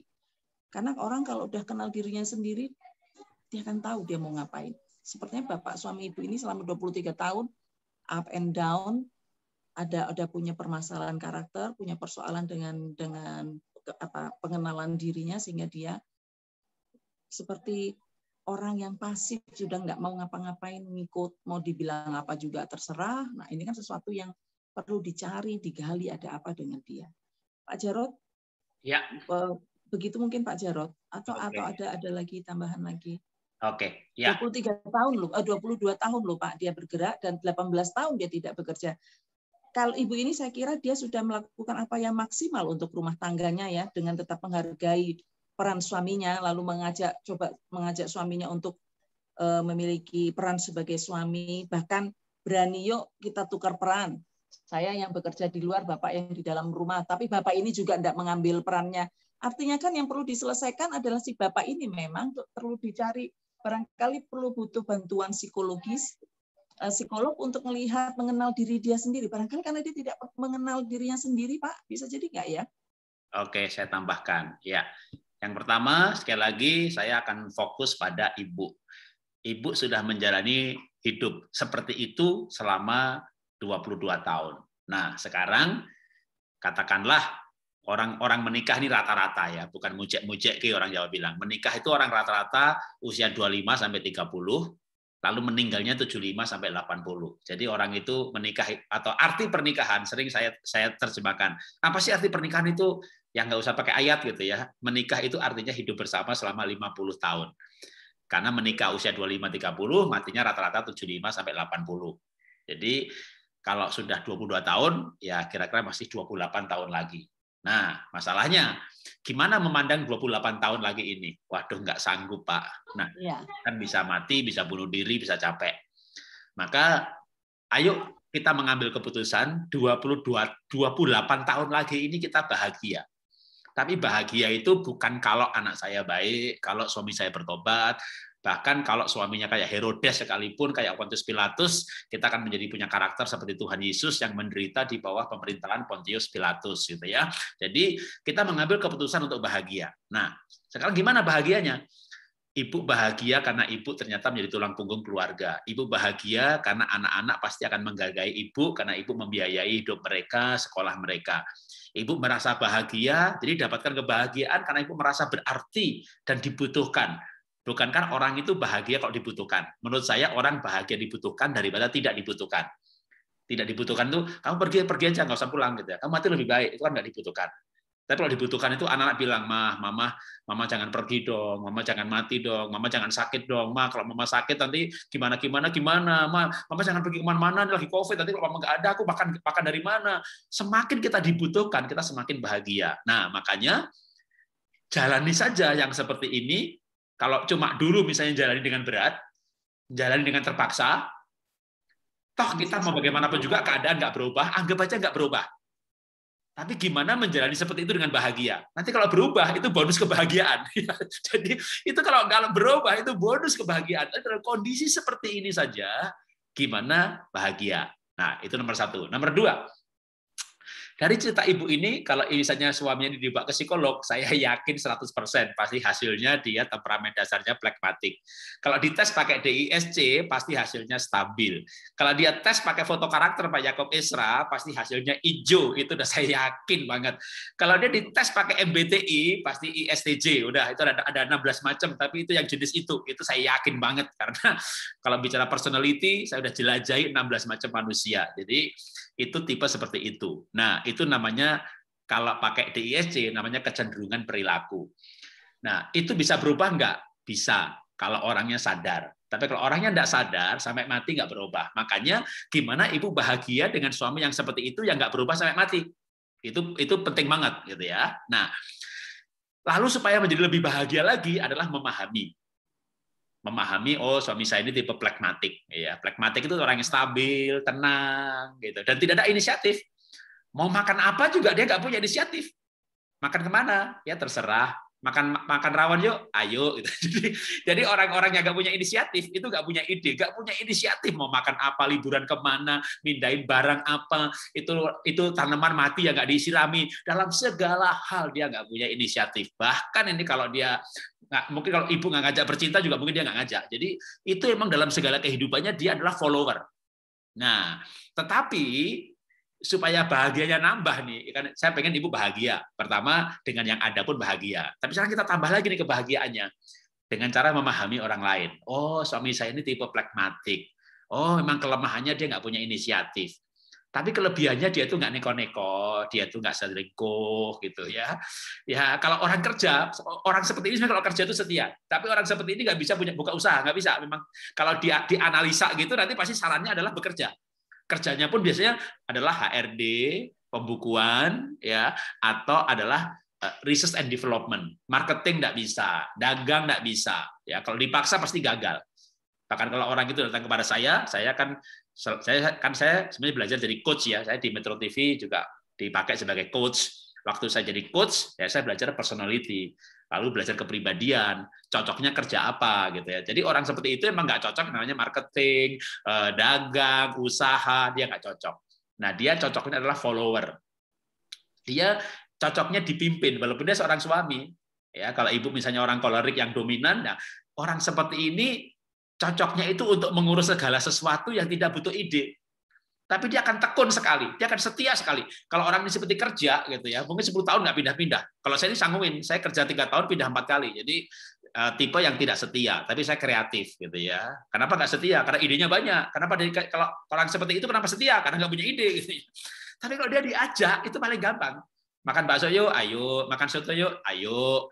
Kita ke gereja belok kiri atau belok kanan, lewat kanan aja ya. Oke. jadi makanya paling enak orang seperti ini jangan ibu nyuruh dia itu milih jalan-jalan, udah jadiin sopir aja. Pak, lewat sini, Pak. Iya, gitu. Nanti begitu macet, dia nggak akan marah itu. Kutuk, macet ya berhenti ya direm. Ya. Nah, itu memang kecenderungan perilaku. Maka caranya adalah memahami dan menerima. Lebih bahagia lagi kalau kita mulai bisa menyesuaikan. Jadi anggap aja ibu ini walaupun istri yang penolong, tapi menolong suami, nanti dia biar mengambil keputusan untuk hal yang penting aja, yang makro-makro aja. Yang lain kayak operasional, biar ibu saja.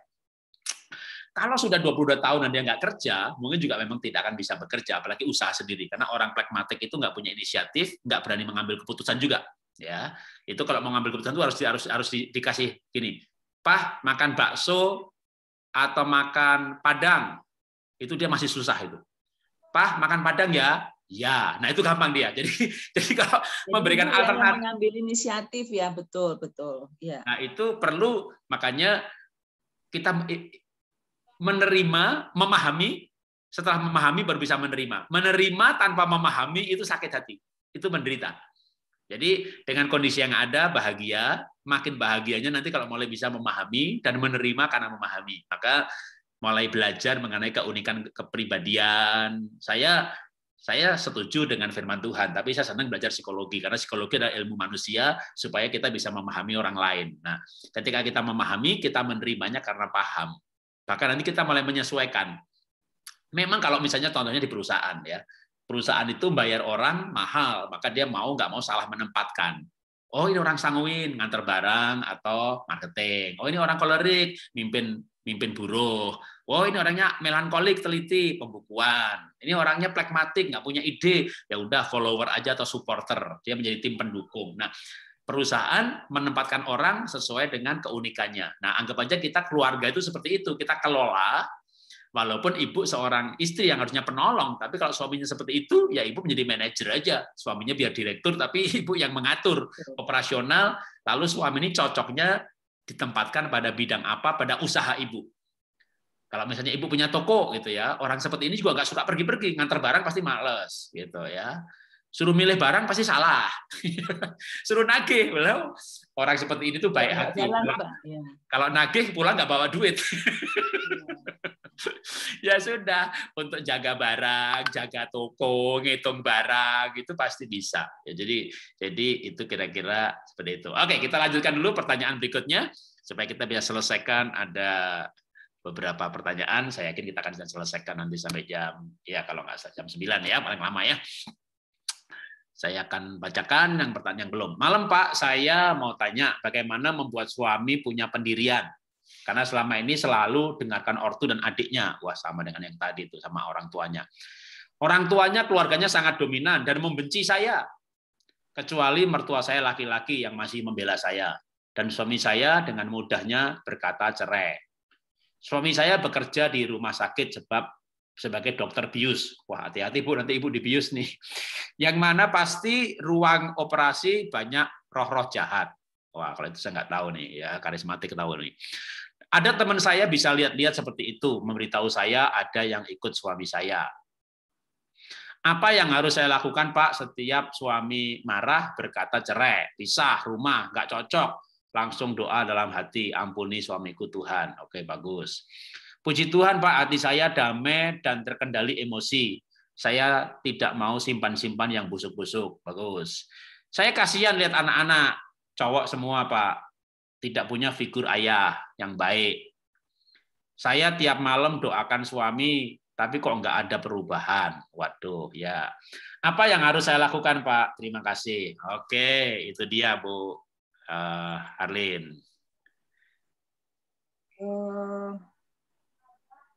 Ada memang tipikal orang itu yang dikit-dikit cepet betul dia ngomong cerai.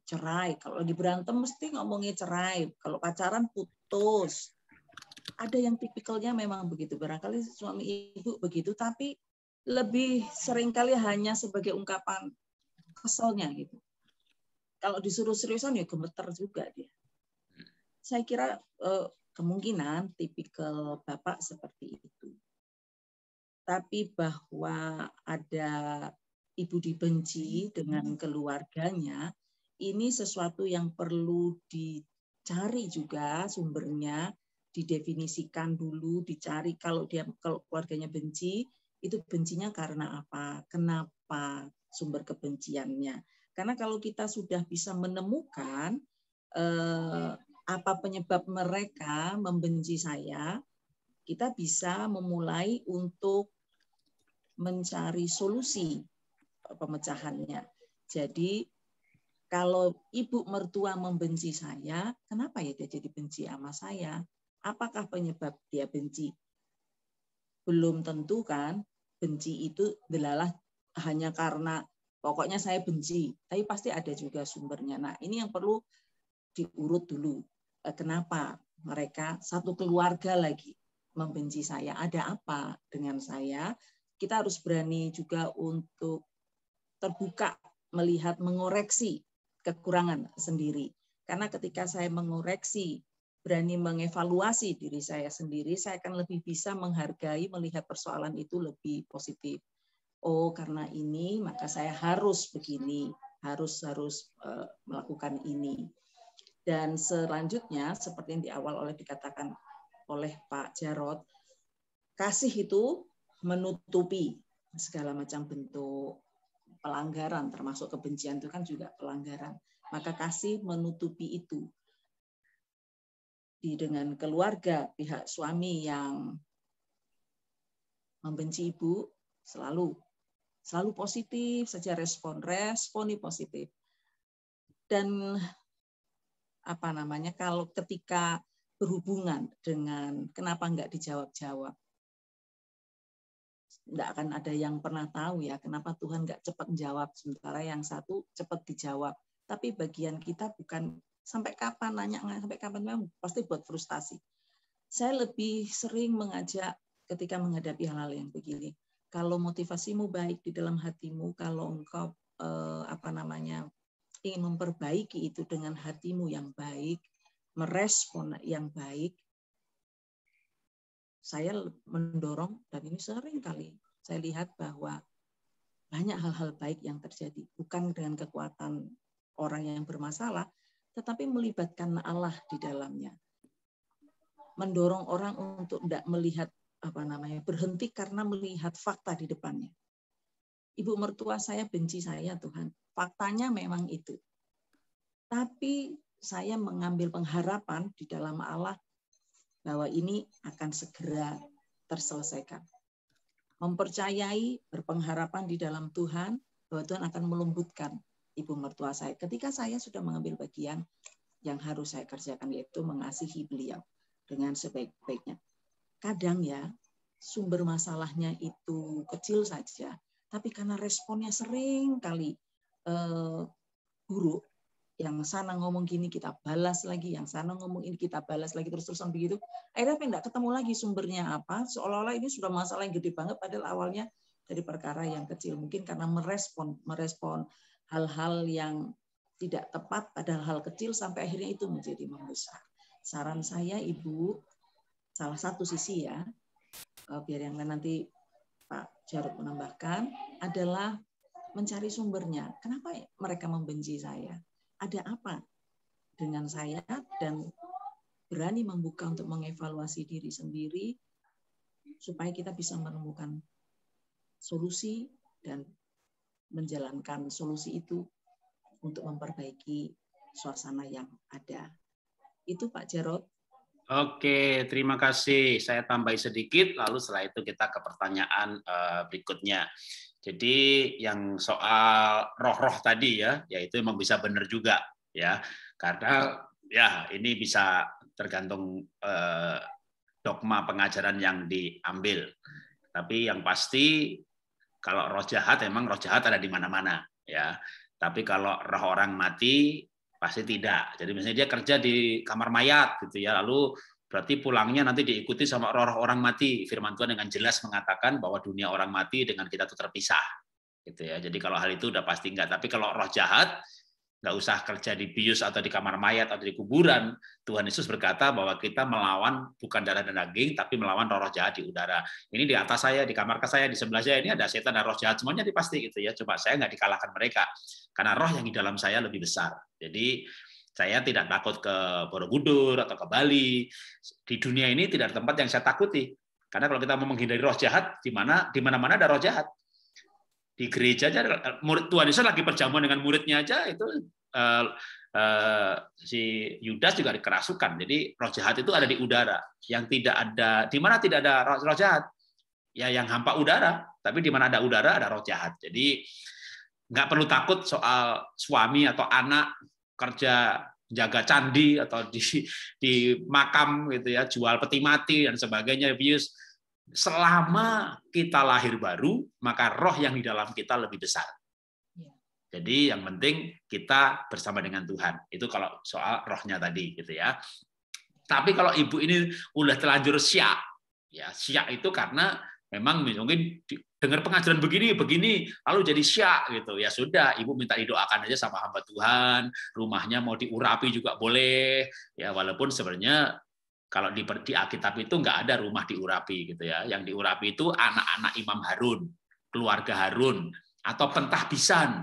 Daud jadi raja diurapi. Nah itu pengurapan itu buat manusia, bukan buat pagar, buat tembok, buat rumah. Tapi kalau misalnya dengan iman ada hamba Tuhan yang melakukan hal itu, dan ibu karena hal itu jadi yakin gitu ya, wah rumah saya setelah diurapi nggak ada setannya lagi gitu ya, boleh ya, itu iman pribadi. Tapi kalau saya karena seorang pengajar ya, saya mau dasarnya itu Alkitab itu yang diurapi itu misalnya Harun dan itu anak-anaknya juping kanannya diurapi, diolesi minyak, itu telinga kanan, jempol kanan, rambutnya, itu namanya pengurapan gitu ya. Dan sedangkan di Perjanjian Baru lagi Tuhan Yesus sudah nggak mengurapi murid-muridnya, tapi penumpangan tangan itu ada gitu ya. Jadi kalau soal roh-roh, maka kalau ibu percaya seperti itu ya cari hamba Tuhan yang percaya seperti itu dan nanti dilakukan, itu menurut saya iman pribadi ya. Tapi kalau saya mengajarkan untuk belajar percaya yang ada dasarnya hitam di atas putih, suara Tuhan yang hitam di atas putih itu Alkitab. Gitu ya. Nah, terus jadi menurut saya kalau misalnya suami itu marah-marah udah. Kalau saya sih menurut saya bukan karena roh-roh setan marah atau orang yang mati itu tukang marah yang ngikuti bapak, udah. Kalau menurut saya lebih nggak setuju hal itu gitu ya, tapi lebih banyak pada konflik kepribadian. Marah karena dia capek.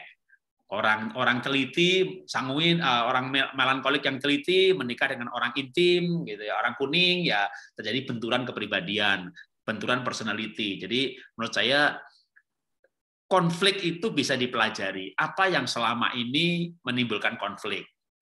Oh, kalau dia lapar, katakanlah laki-laki itu kalau makan ya belum makan ya. Laki-laki belum makan itu tensinya tinggi. Sama kayak ibu kalau belum mau ngomong. Ya, wanita belum ngomong itu tensinya tinggi. Nah, suami pulang belum makan, ketemu ibu yang belum ngomong. Nah, udah, itu mau menikah 20 tahun ya berantem terus gitu ya. Jadi suami pulang jangan diajak ngomong, dikasih makan dulu. Karena kalau laki-laki sudah makan itu zina.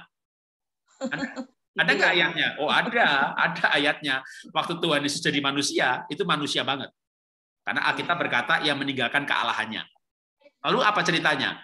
Yesus makan di sebuah rumah dan ia mengajar di situ. Yesus makan di rumah Sakius, muridnya bertanya, ia menjawab. Yesus makan di rumah kepala ibadah, lalu ia mengajar. Yesus makan di rumah siapa lagi gitu ya, lalu ia mengajar di situ. Yesus bangkit dari kubur, lalu pergi ke rumah muridnya, lalu dia bertanya, ada ikan? Kenapa bertanya ada ikan? Karena dia laki-laki. Coba dia perempuan, Tuhan Yesus bangkit dari kubur, lalu dia pergi ke rumah muridnya, sharing yuk. Gitu. Jadi memang makanan perempuan itu sharing atau cerita, tapi laki-laki itu makan. Kalau sudah makan baik hati, selain Tuhan Yesus siapa lagi? Esau. Esau dikasih makan, diminta hak sulungnya, dia kasih. Karena laki-laki kalau sudah makan tuh baik hati. Jadi coba perhatikan gitu ya, kapan suami itu marah. Pulang ibu ajak ngomong, nggak cuma suami ibu, semua laki-laki juga bakal marah gitu ya. Kasih makan dulu, kalau sudah makan dia jinak gitu ya, baru diajak ngomong. Yaitu salah satu contoh saja. Oke, kita lanjutkan lagi, nanti lebih detail kan bisa di pelajaran berikutnya ya. Ini pertanyaan malah yang paling atas saya lupa nggak dijawab ya, Pak. Malam Pak, jika istri KDRT fisik dan psikis sampai trauma, kena serangan dan panik. Lalu setelah kena trauma, akhirnya pasangan meminta supaya istri atau saya resign dari pekerjaan. Padahal ekonominya belum stabil. Jadi istri di KDRT secara fisik, secara psikis sampai trauma, lalu suami menyarankan nggak usah kerja, kira-kira gitu. Padahal ekonominya belum stabil. Oke. Ini istrinya mengalami KDRT dengan suaminya. Jadi ini artinya yang bertanya ini orang di luar rumah tangga itu ya, Pak? Nggak tahu. Ya. Pertanyaannya loh, Pak, jika istri KDRT sampai trauma, lalu suami melarang istrinya bekerja. Saya sulit memahami pertanyaan ini. Yang bertanya di luar rumah tangga itu berarti. Anggap aja dia, Bu. Ya. Kan apalagi kalau di gereja, Bu. Kalau di gereja kalau lagi seminar gitu pendetanya bertanya, "Pak, ini ada kasus," padahal dia sendiri. Bisa jadi ya, Pak Dan ya. dia ada jemaat, Oke. dia mau nanya, jadi dia bilang ada kasus, padahal dia sendiri. Ya, biar kita nggak tegang ya. Berarti kita asumsikan bahwa yang bertanya mungkin istrinya ya, Pak ya. Kita asumsikan begitu, istri mengalami KDRT dan suami sudah trauma, mengalami dan harus berhenti bekerja. Dalam hal seperti ini, kalau saya menyarankan sih nggak harus mengikuti apa yang dikatakan oleh suaminya. Karena suami bertindak bukan sebagai suami yang menghormati istri. Suami punya persoalan sendiri yang harus diselesaikan. Jadi menyuruh berhenti bekerja justru akan menambah gelap masalah ya. Kalau diambil keputusan dari hubungan suami istri yang tidak stabil. Karena sampai ke depan si istri akan terus menyalahkan suaminya, gara-gara kamu, gara-gara kamu. Atau si suaminya juga akan bilang, gara-gara kamu nggak berhenti bekerja, nggak berhenti bekerja. Ini perlu ada pendamai, perlu ada orang yang diajak untuk mendampingi sehingga pembicaraannya jadi lebih terarah untuk melihat dengan adil. Kenapa toh si suami ini KDRT? Bisa saja memang sang suami memiliki karakter yang buruk sehingga terus-menerus punya sakit secara psikis sehingga kalau nggak mukul nggak puas, ada yang seperti itu. Ini yang perlu diselesaikan sendiri juga. Tetapi juga yang kedua, jangan-jangan karena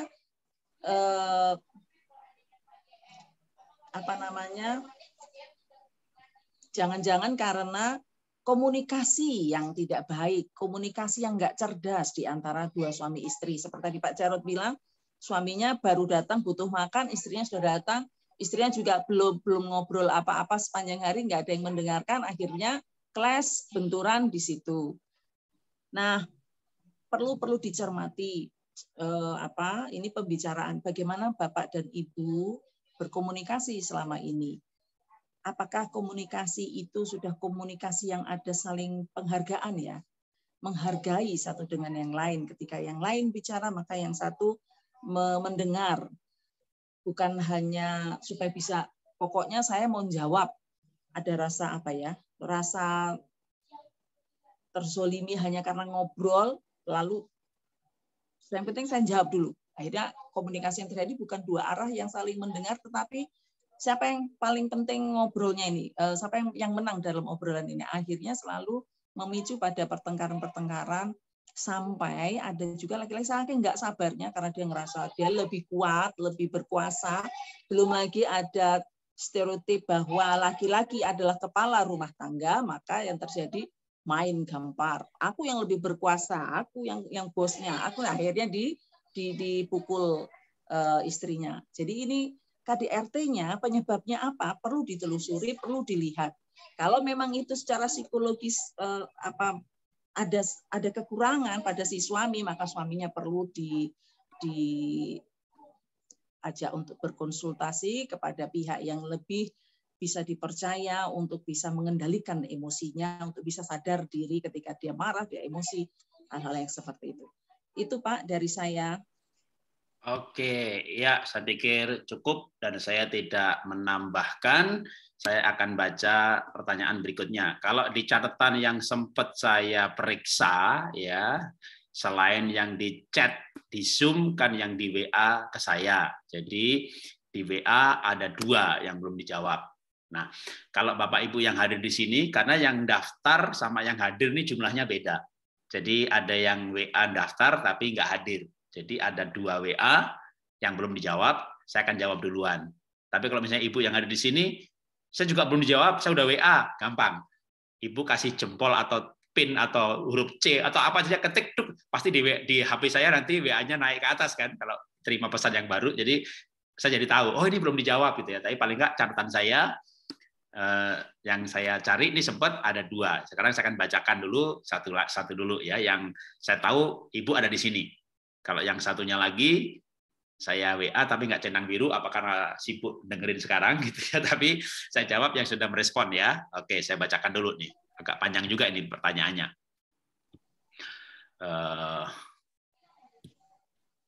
2 pertanyaan tapi panjang kayak artikel ya. Selamat malam Pak, berikut pertanyaan yang saya ajukan. Saya mau bertanya, 1. Saya menikah sudah 5 tahun dan belum dikaruniai anak karena saya memang punya penyakit. Suami saya pekerjaannya pelaut di luar negeri. Kalau berlayar 3-4 bulan dan cuti ke Indonesia 1 bulan. Nah, selama 1 bulan dia cuti ini, saya inginnya menghabiskan banyak waktu berdua saja, Pak. Tapi keluarga suami juga ingin menghabiskan waktu dengan suami saya. Tentu saya juga ikut, Pak, setiap kali suami bertemu keluarganya. Suami saya tidak berani atau merasa tidak enak kalau ngomong tidak bisa ke keluarganya. Jadi suami saya mengatur waktu selang-seling. Hari ini bersama saya, besok ke rumah orang tuanya, berkumpul dengan adik-adiknya, lalu besoknya lagi bersama saya. Begitu seterusnya, ya, selama sebulan. Saya berusaha untuk ikutin aja Pak, karena saya nggak mau berantem. Tapi saya tertekan Pak, maunya saya ya seminggu sekali aja atau 2 kali seminggu aja bertemu keluarganya. Ini bagaimana Pak? Apa saya salah kalau saya ingin dia lebih banyak bersama dengan saya? Oke, pertanyaan kedua. Oke, 1 dulu dah. Nanti lupa. Ya, silakan Ibu. Ini suaminya pulangnya 3 bulan berlayar, 1 bulan pulang. Dibagi 2. Selang-seling antara istri dan keluarga. Iya. Kesalahan dalam hal berumah tangga itu ya Pak, seringkali istrinya nggak mau ngomong apa ada yang di kepalanya loh, apa yang ada di hatinya. Dipendem karena nggak enak. Begitu suaminya merespon dengan cara yang berbeda, sakit hati. Ini salah banget. Harusnya yang namanya rumah tangga itu istri juga punya kepandaian untuk menyampaikan, mengkomunikasikan apa yang jadi keinginannya, apa yang menjadi hasratnya. Seringkali perempuan tuh jadi malu hanya karena dia menunjukkan hasratnya ke suaminya. Saya bilang, kenapa malu? Itu suamimu, bukan suami orang. Enggak apa-apa, sudah sah, sudah dilegalkan di hadapan Tuhan, kamu boleh.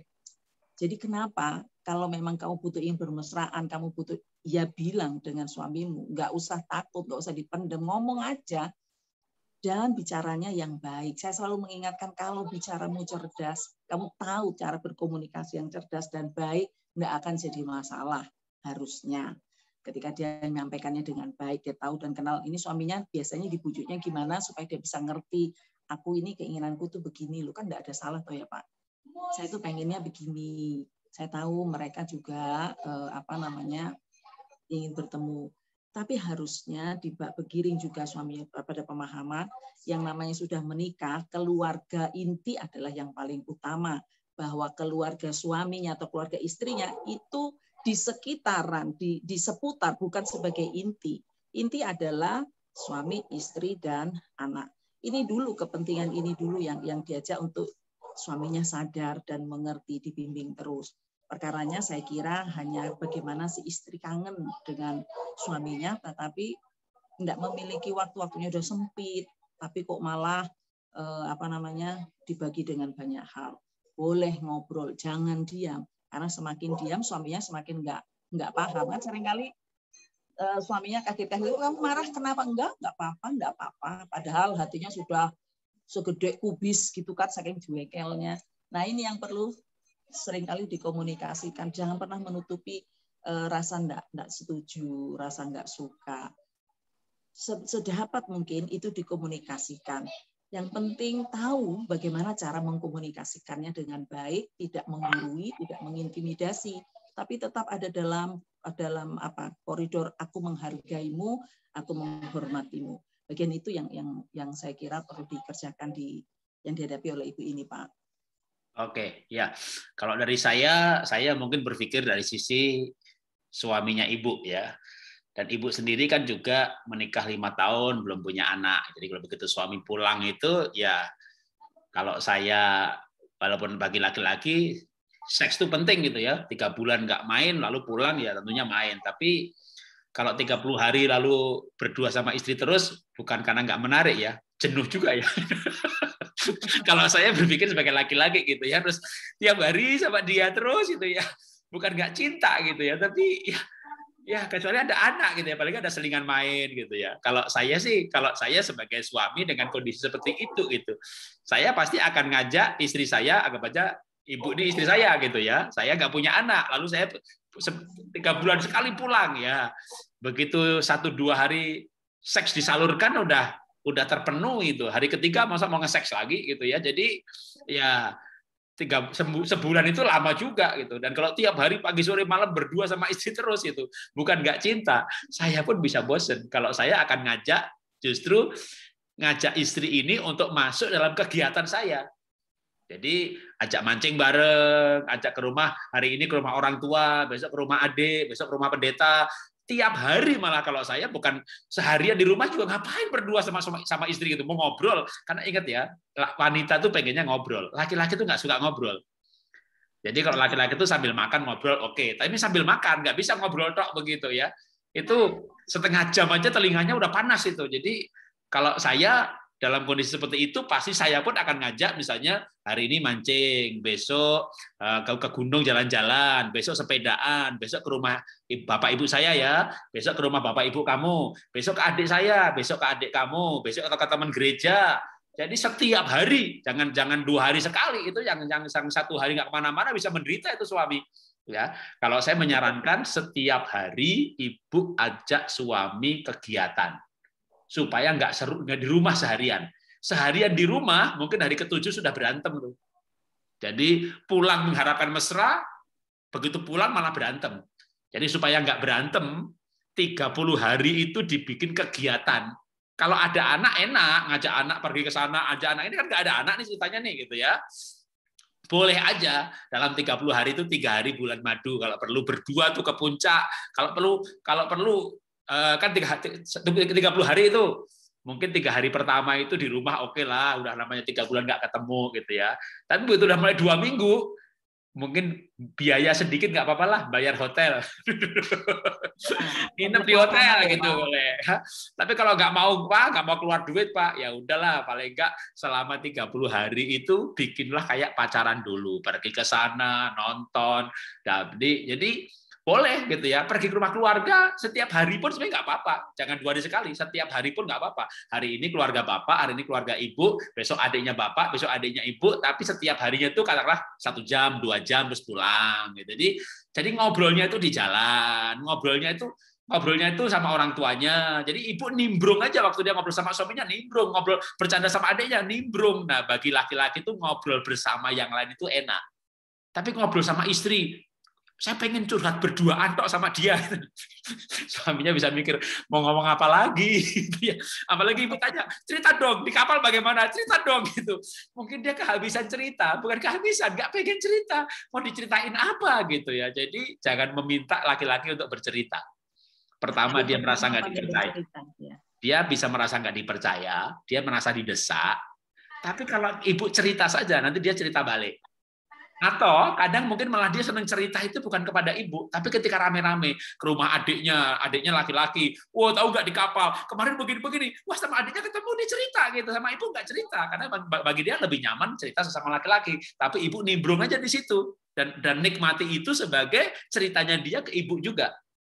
Saya nggak bisa bayangin deh 30 hari lalu selama 15 hari kalau ibu katakan hari ini pergi keluar keluarganya lalu sehari di rumah. Saya aja nggak bisa bayangin bagaimana 15 hari cuma berdua sama istri. Karena saya tipe sanguin. Saya orang tipe yang sangat cair, yang sering senang ketemu orang. Saya cinta istri saya, tapi saya nggak bisa berduaan terlalu lama juga. Tapi kalau saya pergi pelayanan berdua, jadi saya senangnya itu ngajak istri dalam kegiatan saya. Jadi saya ajak dia pelayanan. Kalau begini nih kadang-kadang saya jawab berdua sama istri gitu ya. Tapi kalau terus berduaan tok gitu ya. Ya ini sudut pandang memang yang terbalik ya antara pria sama wanita. Jadi laki-laki dia akan akan senang banget ngajak ibu pergi ke keluarganya. Tapi ibu harus bersikap sebagai orang yang bisa dibanggakan. Dalam arti waktu nanti ibu pergi keluarganya, ada ponakan di situ. Udah ibu kalau misalnya bosan dengan pembicaraan suami, main sama keponakan, ya ngobrol sama orang tuanya. Itu diam-diam suami melihat tuh, wah istriku sayang ponakanku, wah dia memang wanita baik-baik. Nah nanti pas pulangnya nih malah baru ngobrol gitu ya. Jadi ada bahan ngobrol soal keponakan tadi. Ponakan kamu tadi begini, ya emang dia begitu. Wah bisa ngobrol. Tapi kalau di rumah duduk gitu ya berdua mau ngomong apa?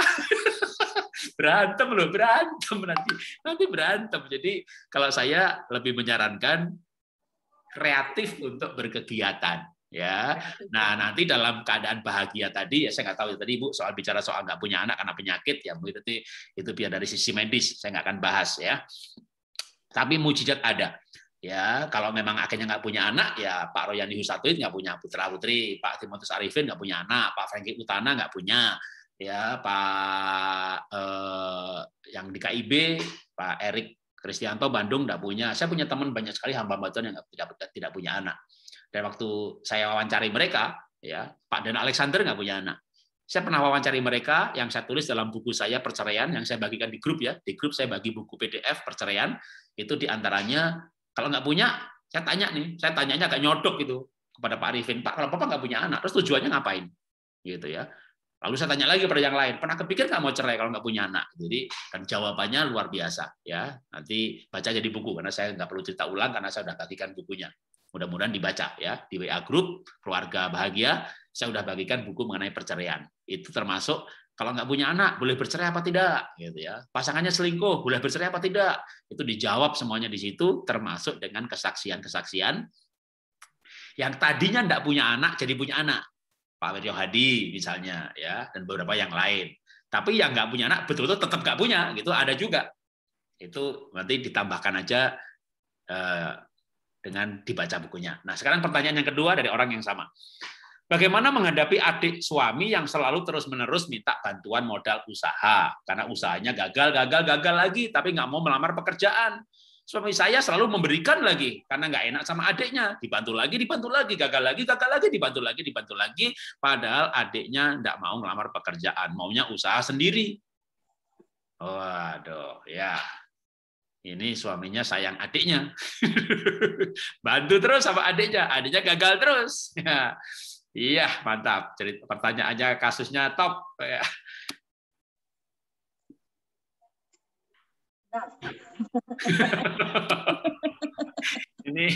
ini kitanya yang, tapi kita nikmati pertanyaan yang ada ya. Nanti satu lagi pertanyaan, kalau orangnya hadir saya akan jawab, kalau enggak yang ada di chat.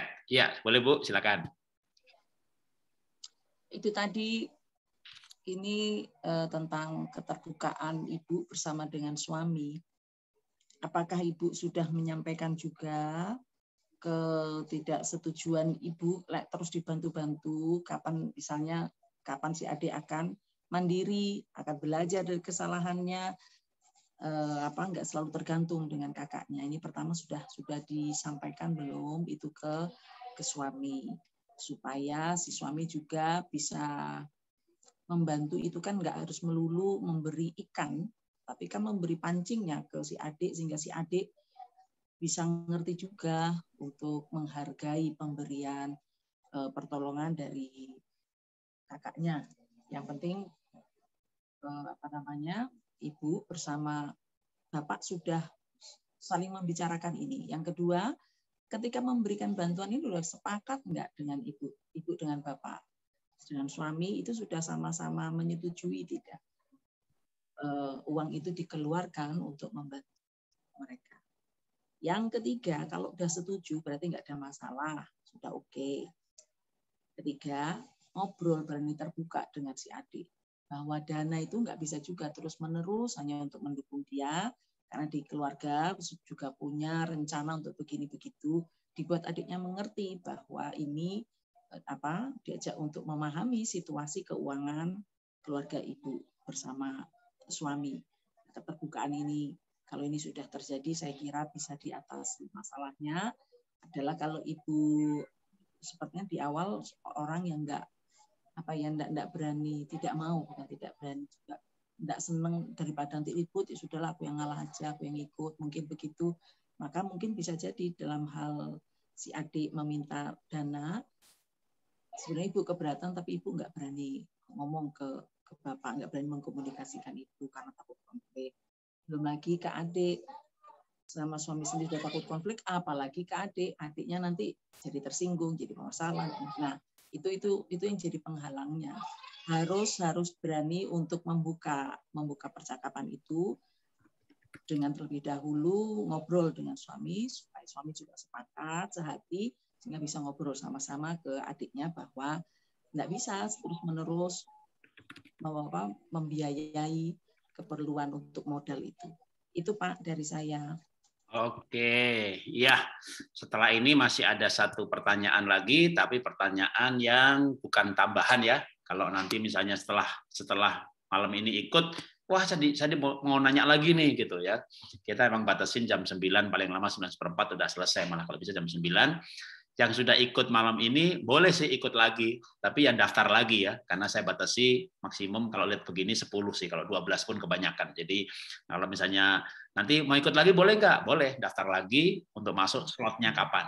Ya, karena Rabu ini penuh, Sabtu nanti udah penuh, depannya lagi. Jadi mau daftar lagi nggak apa-apa, selama slotnya ada ya saya masukkan aja siapa yang daftar duluan gitu ya. Nah, sekarang kita akan menjawab satu pertanyaan lagi, Bapak Ibu ya. Sebentar saya baca di kirimnya di WA ya. Saya mau bertanya Pak, nama saya titik-titik ya, oke. Suami saya berasal dari keluarga broken home. Berkata kalau dia selama ini mengalami mental illness sehingga kecanduan pornografi dan melakukan dosa perzinahan. Dengan PSK sampai terakhir melakukan dengan waria. Kadang saya merasa jijik juga karena nggak tahu berapa kali suami saya melakukan dengan orang-orang yang berbeda-beda.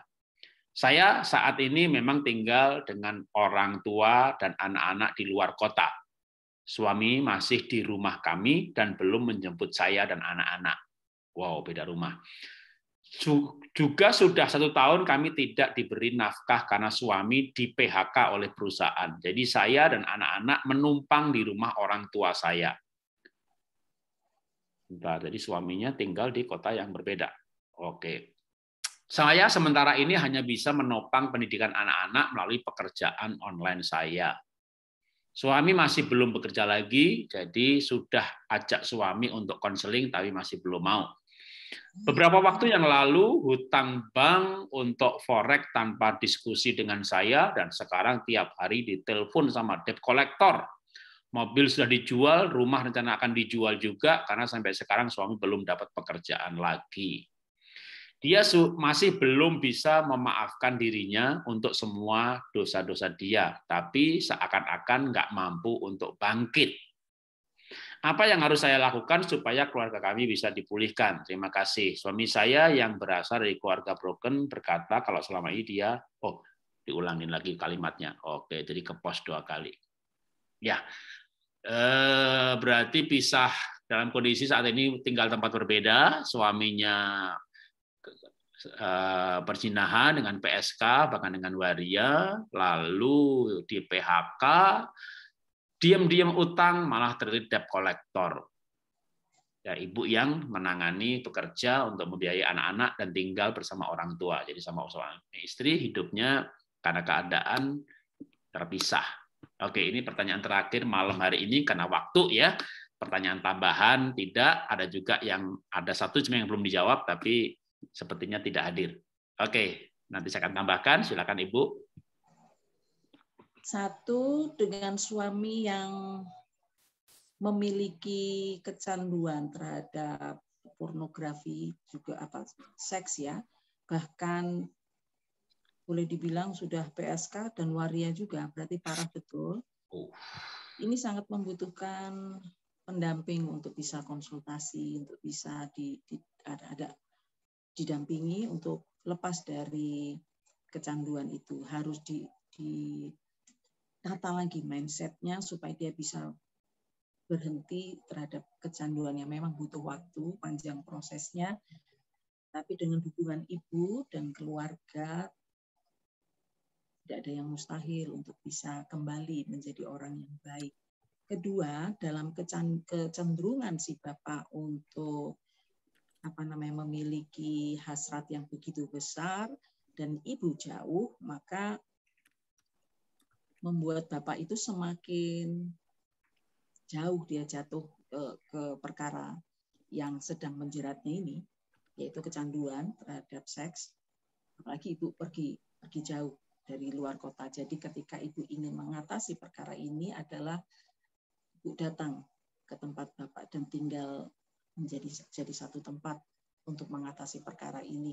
Karena ibu pergi jauh, semakin besar peluang Bapak untuk terjerumus ke dalam hal ini. Memang sangat bisa dimengerti perasaan ibu terhadap Bapak karena kecenderungan seksnya yang negatif ya Bu. Tapi bagian ini yang harus ibu perjuangkan, dan seperti yang dibilang karena memang pilihan itu tidak bisa lagi ya untuk berbalik, tapi kita bisa memperbaikinya dengan sadar mencoba untuk mengambil peran membantu suami. Tapi bahwa ibu satu hal yang harus ibu syukuri, ibu memiliki penghasilan untuk ibu sendiri bisa membiayai anak-anak walaupun mungkin dengan enggak sebesar sebelum Bapak kehilangan pekerjaan. Mensyukuri bagian itu adalah menjadi bagian yang harus dilakukan. Mensyukuri bahwa ibu masih bisa bekerja, menghasilkan, masih ada anak-anak, dan coba untuk mengurai, nggak usah terlalu banyak dimasukkan kekurangan Bapak ini, menghilangkan kebahagiaan ibu. Ngeri ya, sudah tidak bekerja, terlibat hutang. Tapi bukan berarti nggak bisa terselesaikan. Satu ini dulu, menyelesaikan dulu si Bapak, supaya bisa lebih produktif lagi nanti ke depannya. Pertama, melepaskannya dari kecanduan seksnya. Kedua, membangun semangat itu lagi supaya Bapak juga menjadi orang yang lebih kreatif, nggak terpuruk dan merasa bersalah, merasa berdosa dengan kecanduan itu. Itu yang menjadi sorotan saya, Pak Jarod.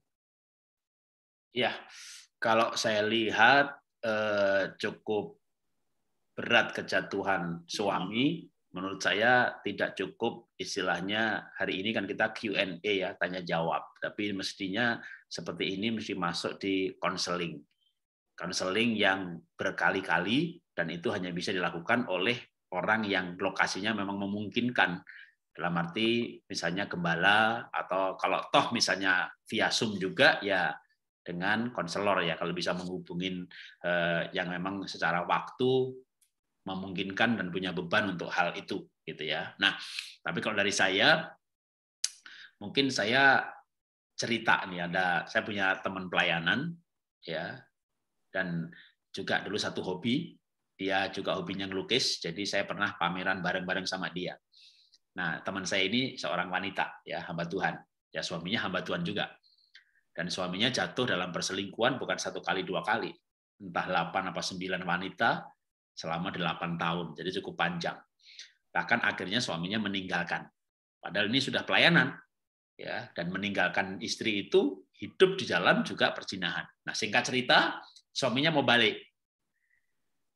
Kalau saya kan enak ya misalnya, udah balik, pulih, terima kembali. Tapi waktu saya ketemu dengan ibu ini, dia bilang, Mas Jarod, dia panggil saya Mas itu. Balik itu nggak gampang loh, Mas. Yeah. Suami saya itu udah meninggalkan saya itu 8 tahun. Saya berusaha untuk tidak kepo. Saya menahan diri saya untuk tidak pengen tahu. Makin saya tahu, oh sama si ini, saya makin sakit hati. Karena ini teman saya. Oh si ini, karena teman pelayanan. Oh si ini, ternyata pelacur. Makin saya tahu dengan siapa dia selingkuh, luka saya makin dalam sekali. Akhirnya saya mengatakan untuk tidak bertanya dan tidak pengen tahu. Bahkan ketika dikasih tahu orang itu saya bisa hubungi, saya tidak menghubungi supaya saya tidak hancur. Itu bagian yang terberat. Lalu begitu akhirnya dia mengambil keputusan mau balik, mau terima, dia mulai mikir nih, kalau sipilis gimana? Kalau sudah punya penyakit kotor gimana? Akhirnya dia minta syarat. Dia pertama bilang sama Tuhan, baru bilang sama suaminya. Tuhan, kalau suami saya nggak punya penyakit, aku terima balik ya Tuhan. Kalau belum penyakit, aku nggak mau. Aku mau selibat aja sebagai janda seumur hidup. Akhirnya dia bilang sama suaminya, aku mau terima kamu kembali, kita menikah kembali, supaya diberkati kembali, karena kamu udah 8 tahun, tapi saya minta dites, kamu kena penyakit kotor apa tidak. Itu untuk membuang dia rasa was-was dan rasa jijik untuk berhubungan kembali, paling tidak dari sisi medis. Tapi yang paling berat itu dari sisi psikologis. Begitu bercinta lagi dia bayangin, kalau dia bercinta sama si A gayanya apa, si B gayanya apa. Waduh, saya tuh ketemu orang yang suaminya selingkuh berkali-kali, sampai ketemu istrinya. Kita sama-sama pelukis, itu di belakang saya ada lukisan itu lukisan saya sendiri. Jadi kita pernah pameran bareng. Itu membuat saya sebenarnya dalam kondisi yang sangat memahami bahwa pulih itu tidak mudah. Ya. Tapi tetap namanya pulih itu harus. Ya. Nah, tapi kalau suami kejatuhannya sampai misalnya bukan hanya selingkuh ya, tapi dengan waria, apalagi sama homo, atau kalau istri sama lesbi, dia sudah masuk dalam kebejatan seksual. Maka ini sebenarnya kejatuhannya bukan cuma level daging. Jadi kalau perbuatan daging telah nyata, yaitu apa? Amarah, dengki, cabul. Cabul masih masuk daging. Tapi ketika hubungan seks dengan binatang, dengan mayat, adik, kakak, suami, istri, anak, orang tua, incest, itu sudah masuk bukan cabul sebenarnya, masuk porneia. Sex immorality, kebejatan seksual. Jadi ini sebenarnya kejatuhan level moral yang sangat dalam. Itulah kenapa butuh pelayanan khusus.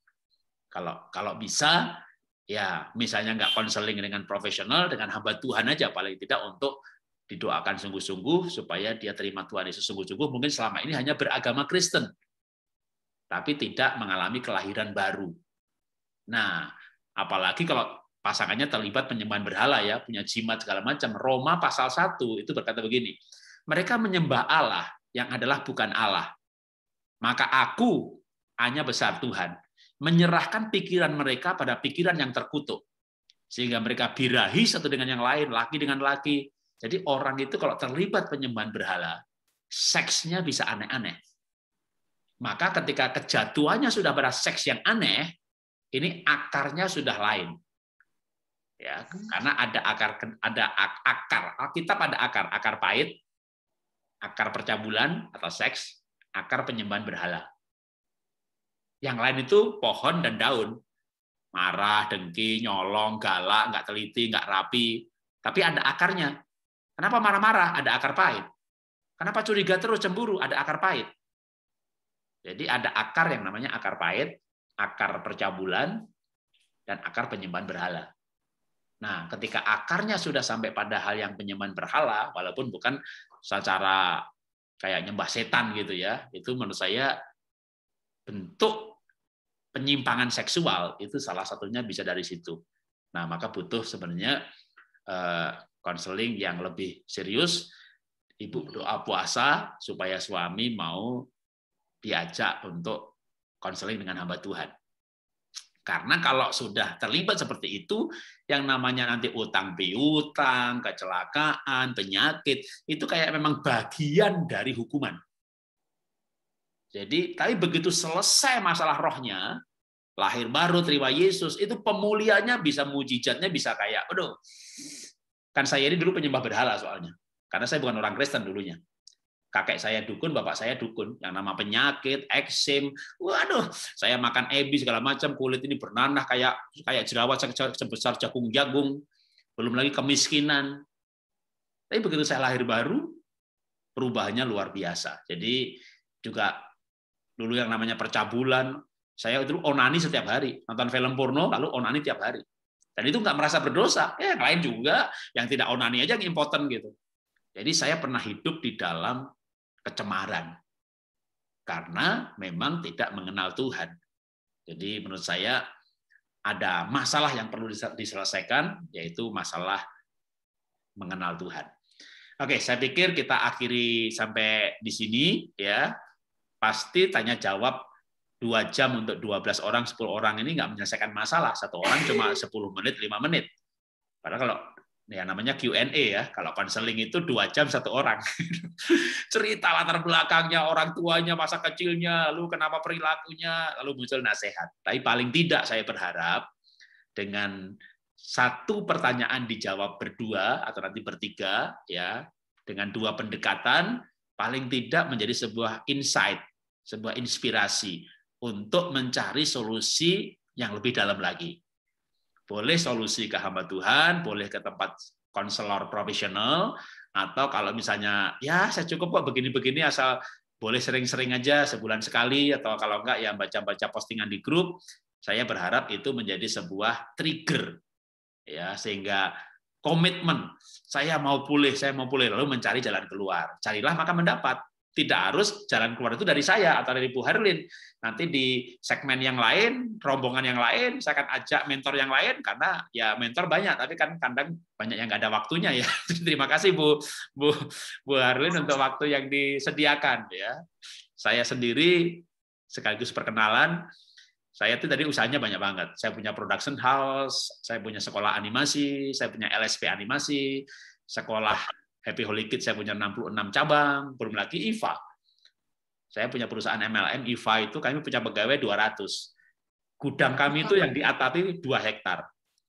Stokis kami ada di 200 kabupaten. Jadi nggak sempat lah begini-begini gitu ya. Tapi Tuhan izinkan bangkrut. Bangkrut, benar-benar ludes-des. Lalu saya mikir mau ngapain. Ada yang ngajak usaha lagi, ada yang ngajak bisnis lagi. Karena teman saya banyak yang ngajak banyak. Saya masih nggak yakin. Ada lagi yang mau ngajak saya jadi pendeta, Pak, jadi gembala kami, Pak. Bahkan ada yang mau ngajak saya jadi ketua sinode. Pak, gabung kami, Pak. Kami butuh ketua sinode.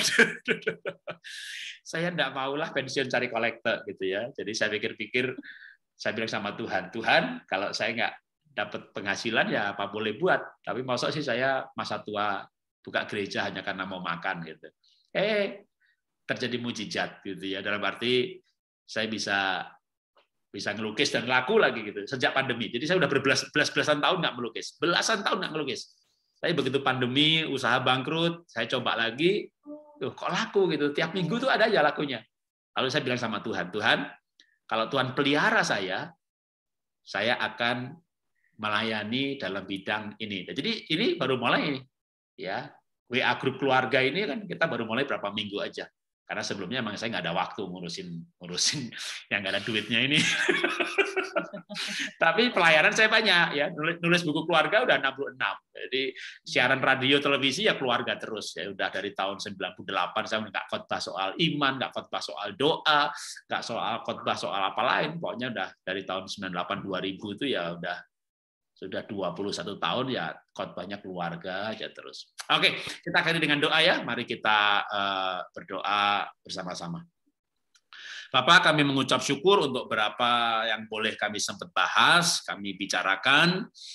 Kami percaya Tuhan bahwa pertanyaan yang satu dan jawaban yang satu juga menjadi sebuah inspirasi dan insight bagi yang lain. Itulah kenapa Tuhan kami kumpulkan 10-an orang untuk dijawab bersama-sama, karena jawaban yang satu menjadi pembelajaran yang lain juga.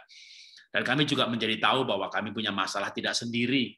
Bahkan ketika kami stres, kami begitu sedih dengan masalah kami berjumpa dengan 10 orang, ternyata begitu banyak orang lain yang masalahnya lebih banyak. Dan kami dikuatkan bahwa kami punya sahabat, kami punya teman, dan malam hari ini kami berbincang-bincang, tapi kami mau datang kepada Tuhan sekarang. Tuhan, ada batas yang nggak bisa kami lalui. Kami terbatas memberikan nasihat, kami berusaha untuk sealkitabiah mungkin, tapi ada hal-hal yang kami tidak mampu, Tuhan. Dan kami butuh kemampuan Tuhan. Kami butuh kuasa Tuhan untuk menjamah suami, istri, anak-anak, orang tua, mertua, yang Tuhan kami percaya melalui kuasa Roh Kudus dan malaikat-malaikat Tuhan bisa menjamah mereka, menarik mereka kembali. Bahkan ketika mereka dikembalikan, siapkankah hati kami untuk menerima kembali Tuhan? Belajar dari beberapa orang yang suaminya pergi dan berjinah ke sana kemari, bahkan ketika kembali pun tidak mudah Tuhan untuk menerima kembali. Ketika doanya supaya suami dikembalikan dan dikembalikan, ternyata kami tahu Tuhan itu bukan hal yang mudah. Karena itu kami juga berdoa berikan kemampuan kepada Bapak dan Ibu yang mengalami pengkhianatan. Untuk Tuhan beri kemampuan untuk menerima kembali, mengampuni apa adanya, menerima balik, dan memulai suatu lembaran yang baru dengan cara yang baru, dengan kekuatan yang baru. Kekuatan Tuhan, kasih-Nya Tuhan, nilai-nilai firman Tuhan. Terima kasih Bapak, dalam nama Tuhan Yesus kami sudah berdoa, kami percaya firman Tuhan yang bekerja, dan kuasa Tuhan yang bekerja. Dalam nama Tuhan Yesus kami berdoa mengucap syukur. Amin. Terima kasih.